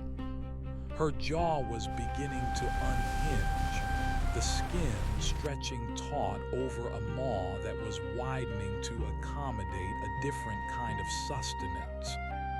David, the hunger, it's not for food. I knew what she meant. The hunger was for asterisk resonance asterisk. We were predators of memory now. We were the things that fed on the lingering echoes of what used to be. The great spire had been a feast of concentrated consciousness, and though the mouth in the sky had swallowed the main course, the table was still covered in crumbs. The earth was littered with the psychic debris of 7 billion souls who had been momentarily elevated to godhood and then discarded. I felt my own mind beginning to segment. The memories of my mother's kitchen, the smell of rain on hot asphalt, the sound of a television humming in a quiet living room, these weren't mine anymore. They were fuel. I felt the gray one reach into my thoughts and pluck a memory of a girl I had loved in high school. It didn't take the memory to hurt me. It took it to warm itself. I felt the coldness in the cave deepen as that spark of warmth was extinguished. Don't fight it, the voice vibrated in my marrow. The more you hold on, the more it hurts when we peel it away. Be still, be gray, be nothing. I looked at my hands. They were no longer hands. They were pale, multi-jointed implements designed for digging through the ruins of a civilization that was now just a layer of sediment. I felt a strange urge to reach out and touch the silt, to feel the microscopic remains of the Portland skyline, the pulverized glass of the cathedrals, the bone dust of the billions. Above us, the pressure of the ocean seemed to settle into a permanent, comforting weight. The great world was gone. The golden sky, the silver tears, the geometric wisdom, it had all been a flicker of light in a dark room. The light had attracted a predator, and the predator had moved on, leaving only the shadow of the shadow behind. I crawled toward the mouth of the cave. Elena, or the thing that had been Elena, was already there. She was perched on a jagged shelf of rock, her long, spindly arms wrapped around her knees. She didn't look like a woman anymore. She looked like a gargoyle carved from wet ash. Her head tilted toward the surface, 3 miles above. Can you hear them? Her thought drifted into my mind, thin and cold as a needle. I listened. I didn't listen with ears. I listened with the vertical slit that had opened in the center of my chest. At first, there was only the sound of the tectonic plates grinding, the earth's slow, heavy breathing. But then I heard it, a faint, rhythmic thudding. It wasn't the Great One's song. It wasn't the harmonic fracture of the spire. It was the sound of something mechanical, something crude, something surviving. The humans. I thought, the concept of human feeling like an ancient, dusty word from a dead language. The ones who didn't look, the gray one whispered from the back of the cave. the ones who hid in the bunkers, the ones who stayed in the mines, the ones who were too broken, too angry, or too blind to see the light we offered. They are crawling out of their holes now. A surge of something like envy flickered in my gut, but it was quickly suppressed by the cold. The survivors would be up there in the ash, breathing the soot of their own world, trying to spark fires with wet wood. They would think they had won. They would think they had survived the apocalypse. They didn't realize that the apocalypse was just the clearing of the field. They will build again, the Gray One continued, its thought voice tinged with a patient, horrific hunger. They will struggle, they will grow. They will eventually look into the dark again, searching for meaning. And when they do, they will find the crumbs we left behind. They will find the relics. They will find the gods. And the cycle will begin again. The light will return. The feast will be prepared. And the mouth will come back to eat. I understood then. We weren't just scavengers. We were the seeds.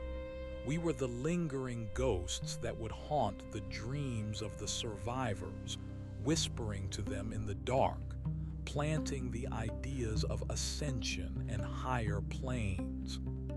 We would be the source of their religions and their madness. We would guide them toward the next great harvest, ensuring that when the next great one arrived, the crop would be fat and succulent.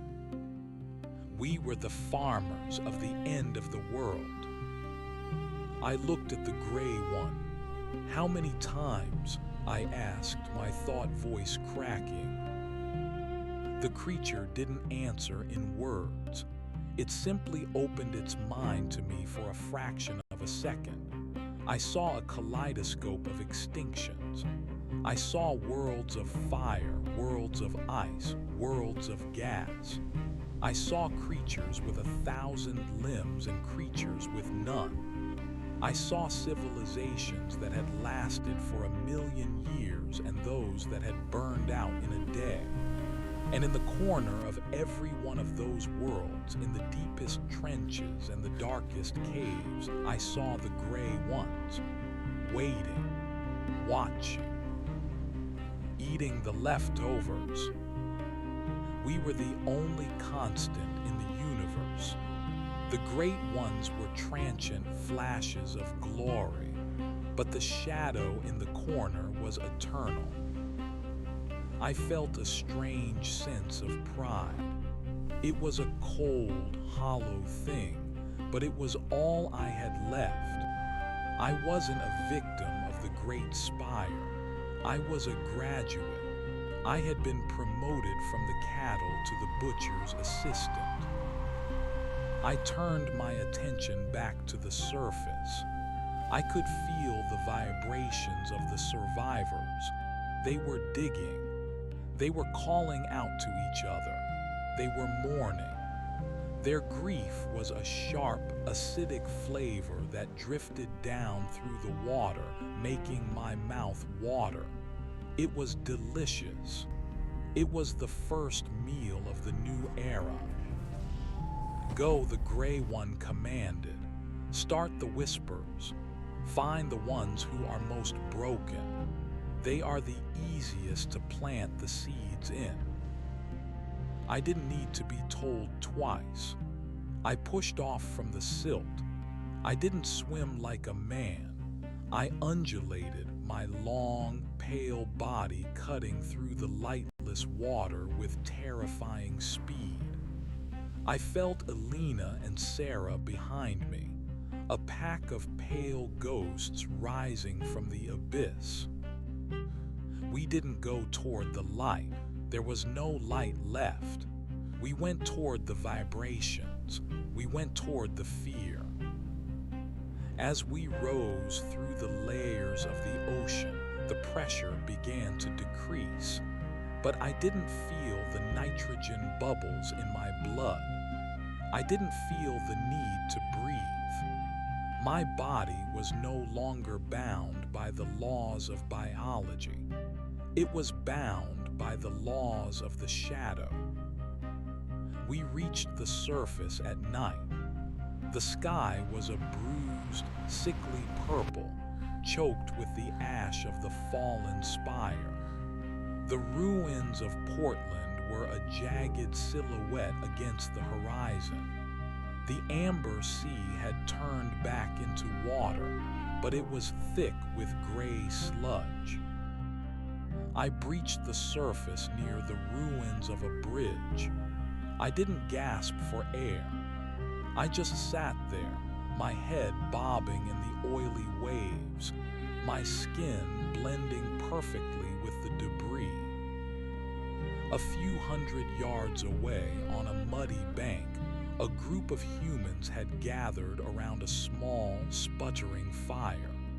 They were huddled in blankets, their faces gaunt and smeared with soot. They were crying.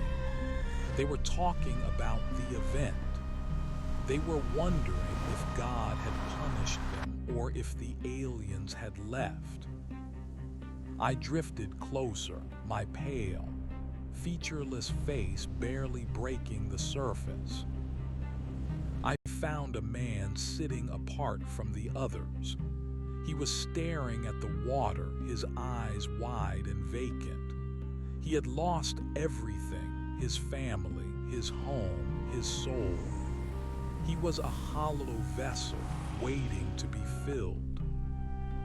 I let a single thought drift from my mind into his. It wasn't a loud thought. It wasn't a command. It was just a cold, quiet suggestion. "It's still there," I whispered into his subconscious. "The light didn't leave. It just went deeper. If you look into the dark, if you really look, you can find it again." The man blinked. He leaned forward, staring into the oily water right at the spot where I was hiding.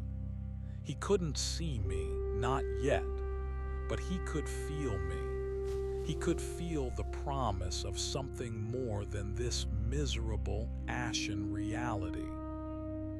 He reached out a hand, his fingers hovering just above the surface.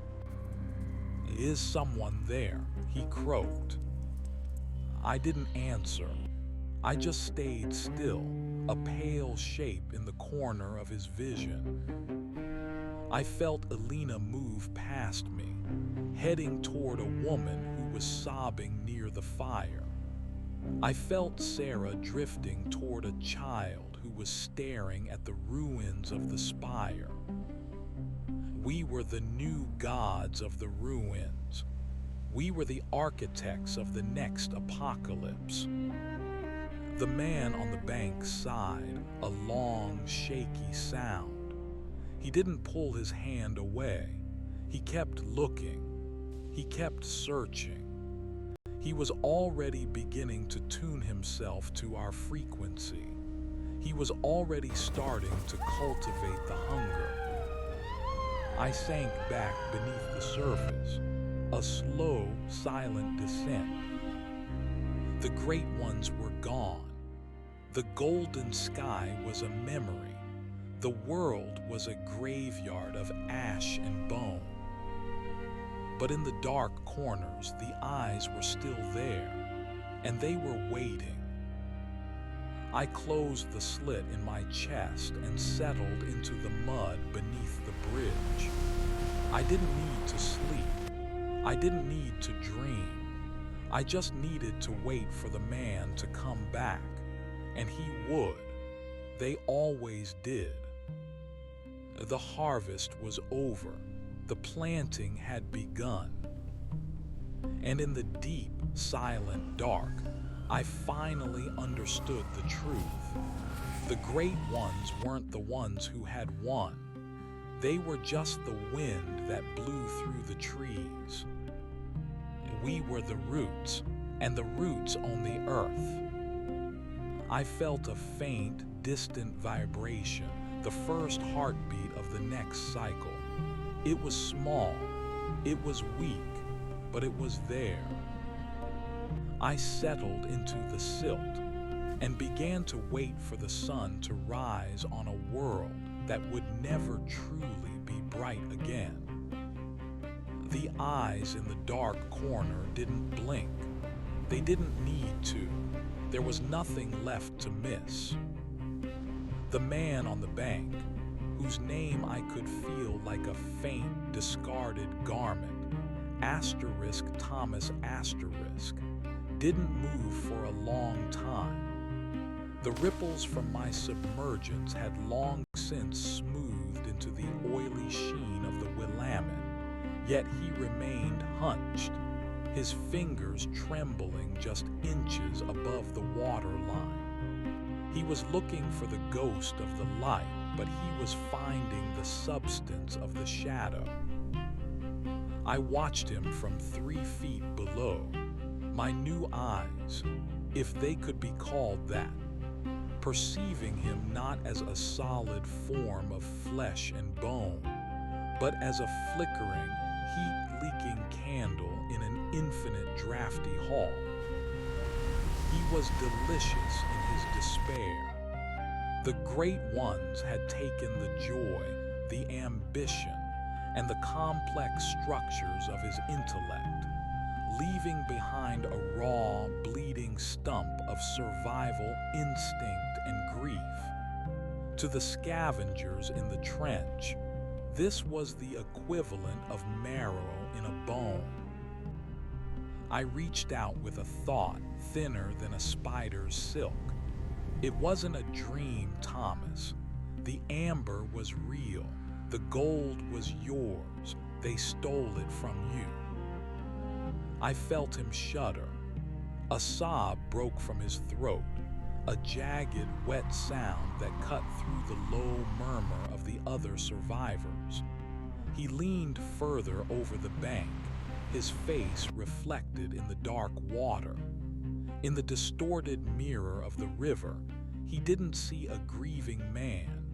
He saw the shimmer of my pale, elongated face lurking just beneath his own reflection. For a second, our features overlapped, his weeping human eyes and my smooth, gray film. "I saw it," he whispered, his voice a rasp of ash. "I saw the city of glass. I saw my daughter. She was made of stars." "She still is," I lied. The lie tasted like cold copper. "She is just waiting in the quiet places, beneath the noise, beneath the pain." This was the work. We were the weavers of the after. We provided the narrative that kept the species from simply lying down and dying in the soot. If they died too soon, the next harvest would be thin. They needed to thrive. They needed to rebuild their towers and their cathedrals, fueled by the desperate hope that they could reach the greatness again. They needed to cultivate their souls until they were ripe and bursting with the specific, high-frequency energy the mouth in the sky craved. I felt Sarah move through the silt nearby. She was trailing a woman who was clutching a dead cell phone as if it were a holy relic. Sarah wasn't whispering hope. She was whispering vengeance asterisk. She was telling the woman that the neighbors had hidden food, that the government had known, that the light had been stolen by those who didn't deserve it. Sarah was planting the seeds of the conflict that would drive the next era of technological advancement. War, after all, made for a very dense, high-calorie harvest. We were a multifaceted shadow, I was the false comfort.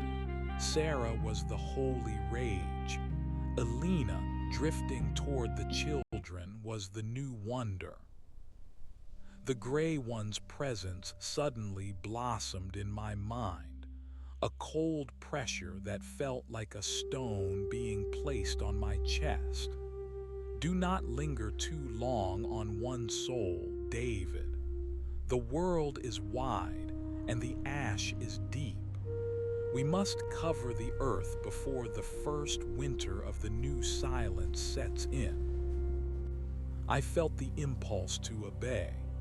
It wasn't a choice, it was biology. I turned away from Thomas, my long, translucent tail fin, a limb I didn't remember growing, propelling me silently downstream. I moved past the sunken skeletons of cars, past the submerged ruins of riverside cafes where couples had once toasted to their futures. Everything was coated in a fine gray silk that looked like powdered bone. As I swam, I began to realize the scale of our transformation. I could feel my sisters and thousands of others like us, spreading out through the water systems, the subway tunnels, and the deep basements of the world. We were a network, a living, breathing nervous system for a dead planet. I reached the coast by morning. The Pacific wasn't the blue expanse I remembered. It was a stagnant, leaden mirror. The great spire had collapsed into the ocean miles out, and the resulting tsunamis had scrubbed the coastline clean of anything resembling a tree or a house. Now, there were only miles of gray mud and the occasional protrusion of a skyscraper's steel ribs. But there were people here, too. Thousands of them had fled to the high ground of the coastal range and were now trickling back down to the shore, looking for fish in a sea that had been sterilized. I rose in a tide pool, my body mimicking the shape of a piece of driftwood. A young boy, no older than 6, was wandering the shoreline, picking through the debris. He found a piece of the amber glass, a fragment of the spire that hadn't been reclaimed by the mouth. It still held a faint, dying glow, a trapped spark of the Great One's essence. The boy's eyes widened. He touched the glass, and I felt the jolt of recognition in his mind. He remembered the song. He remembered the feeling of being infinite. I didn't whisper to him. Not yet, I just watched. He tucked the glass into his pocket, his small face hardening with a terrible adult resolve. He would keep that glass. He would show it to his children. He would tell them that the gods were real and that they had promised to return. He would be the start of a priesthood. He was a perfect seed. I felt a strange, flickering pang in what used to be my heart. For a fleeting second, I remembered being a man who cared about the fate of a child. I remembered wanting to protect the innocent from the dark. But then the hunger flared, a cold, hollow ache in my gut that could only be stilled by the flavor of his burgeoning obsession. The boy's hope was a scent, a sweet, floral note in the stagnant air. I wanted to nurture it. I wanted to see it grow into a forest of fanatical belief so that one day, centuries from now, my descendants could feast on the fruit. This is love, the gray one whispered into the collective mind of the pack. To the great ones, they are fuel. To us, they are the garden. We are the only ones who truly care if they survive. The logic was flawless. The great ones were the storm. We were the soil. The storm didn't care for the wheat, but the soil held it, fed it, and waited for it to fall back into its embrace. I spent the next several months, or perhaps it was years. Time had become a fluid, unimportant concept, traveling the veins of the broken world. I saw the rise of the first camps of the remnant. I saw the way the survivors began to huddle in the ruins of the old world, trying to mimic the shapes of the spire with scrap metal and mud. I saw Thomas again, hundreds of miles from where I had first found him. He was the leader of a cult now. He wore a cloak made of woven gray weeds and claimed to hear the voices of the silent intercessors. He told his followers that the great ones had left us behind because we weren't pure enough, and that we had to prepare ourselves for the great return. He was doing my work for me. He was creating a culture of longing. I watched him from the shadows of a collapsed highway overpass. He looked older, his skin sallow and his eyes bright with a feverish light. He was standing before a crowd of 100 people, holding up a piece of the amber glass. "They are watching," he cried, his voice echoing through the ruins. "In the corners of your rooms, in the depths of the water, the messengers stay. They guide us. They wait for us to be worthy." The crowd moaned in a terrifying, rhythmic unison. It sounded like the low hum of the spire, but distorted, a mockery of the original harmony. I felt Sarah beside me in the shadows. She had grown larger, her skin now a mottled charcoal color, her limbs so long she had to fold them like a tripod to stand. "He's doing well," she thought. Her voice was no longer Sarah's. It was a rasp of grinding stones. In 3 generations, they will have forgotten the fire. They will only remember the promise of the light. They will build the towers higher next time. "And we will be there," I replied. "We are always here." I looked up at the sky. The ash was beginning to settle, revealing a vast, empty blackness. There were no stars. The great ones had taken the light with them, leaving the universe a hollowed-out shell. But I knew the stars would return.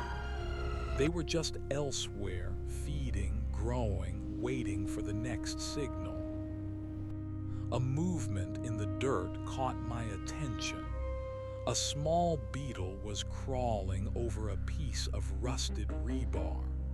It was a simple thing, a survivor of the old world that hadn't been changed.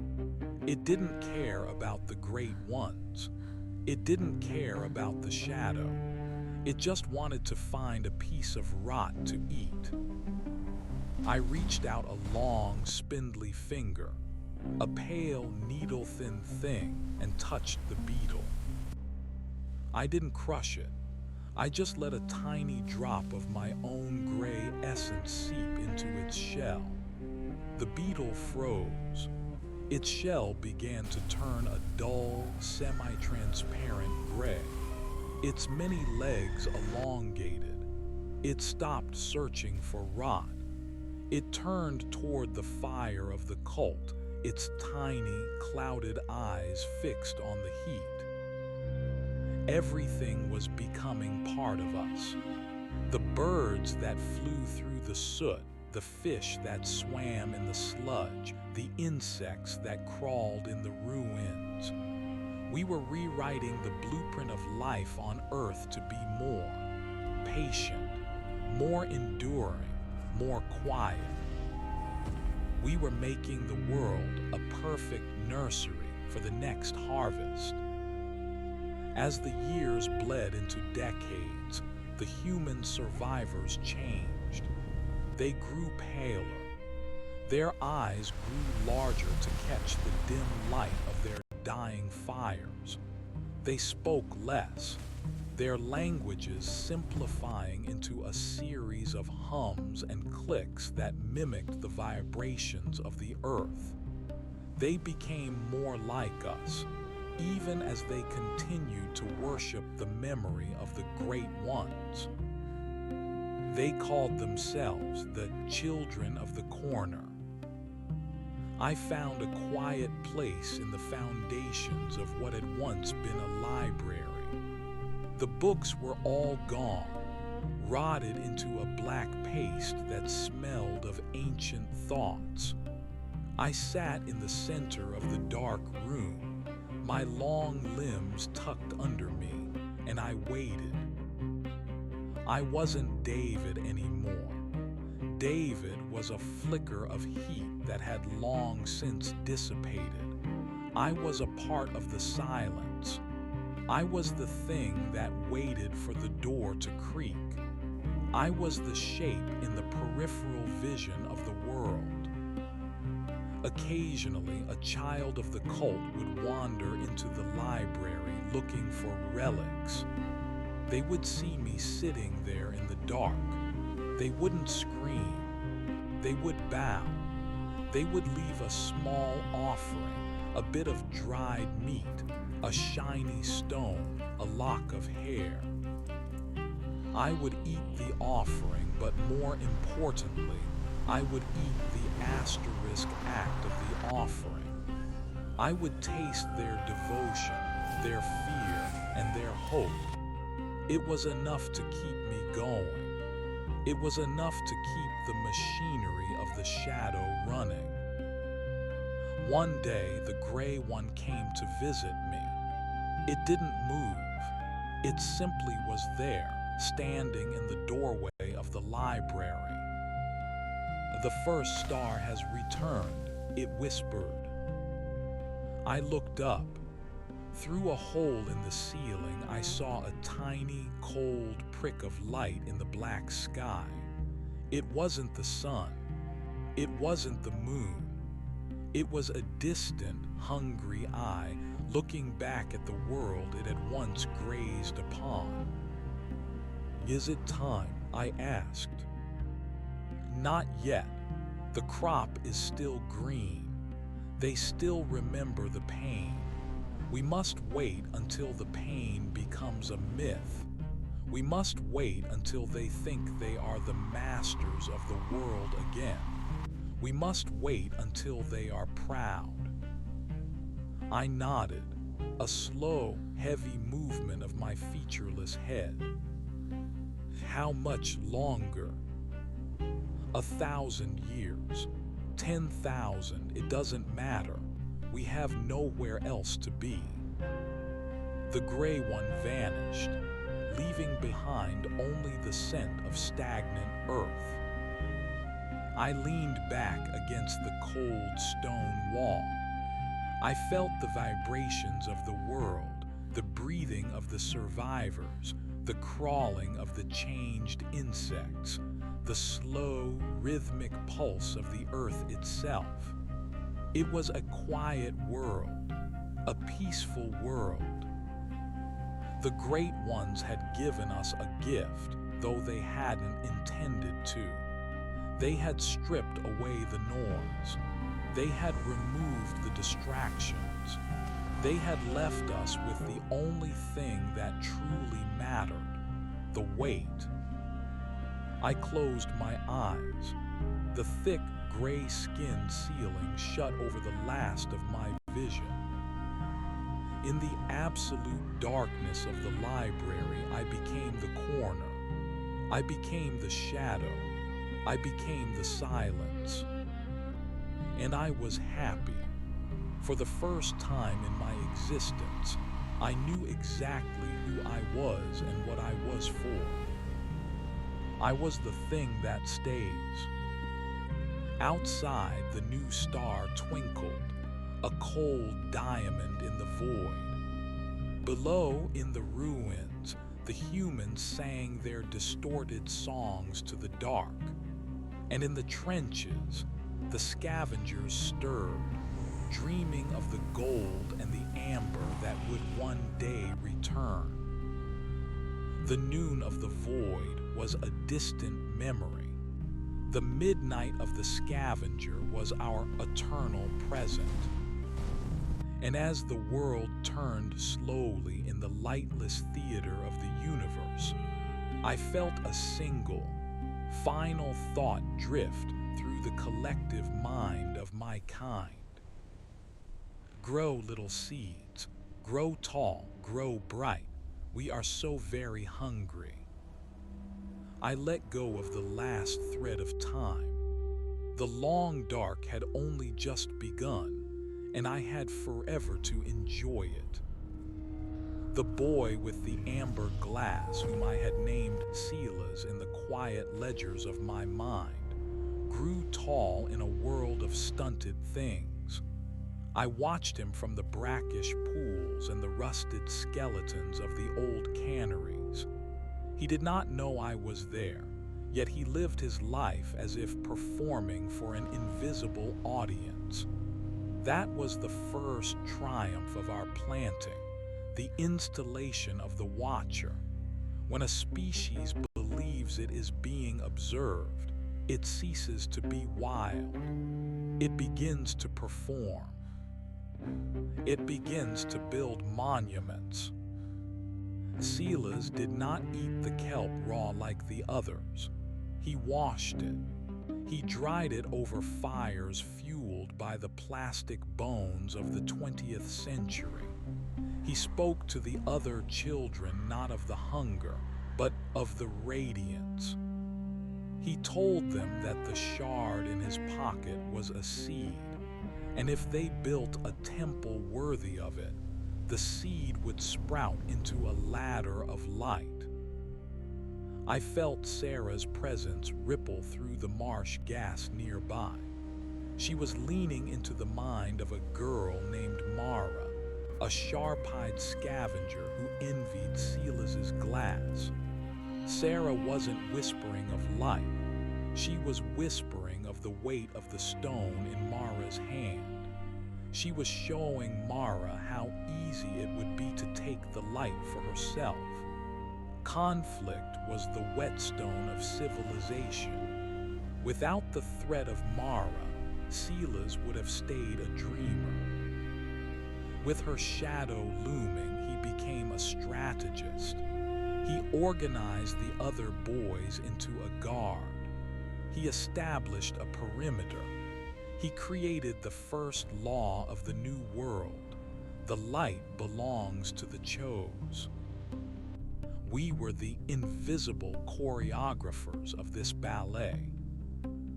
By the time Silas was a man, the coastal camp had become a village of stone and salvaged rebar. They had cleared the ash from a wide circle of earth and paved it with white river stones. In the center, they built a cairn. It wasn't the spire.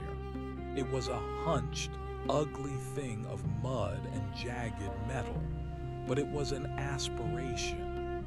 Silas placed the amber shard at the apex. On certain days, when the dim, filtered gray of the sun hit the shard just right, a weak yellow beam would strike the white stones below. The people would fall to their knees. They would weep. That weeping was a vintage we had not tasted in a generation. It wasn't the raw, metallic salt of grief, but the rich, complex musk of asterisk on asterisk. I moved closer one night, pulling my elongated, translucent body through the gaps in the village wall. I was no longer a creature of the water alone. My skin had toughened, taking on the texture of wet slate, and my many-jointed limbs moved with a silent, hydraulic precision. I found Silas sleeping in a hut made of woven seagrass. He was old now, his breath hitching in a chest filled with a lifetime of inhaled ash. I hovered over him, a pale canopy of shadow. I reached out with a sensory tendril and touched his temple. I didn't want his memories. I wanted his dreams. I saw what he saw,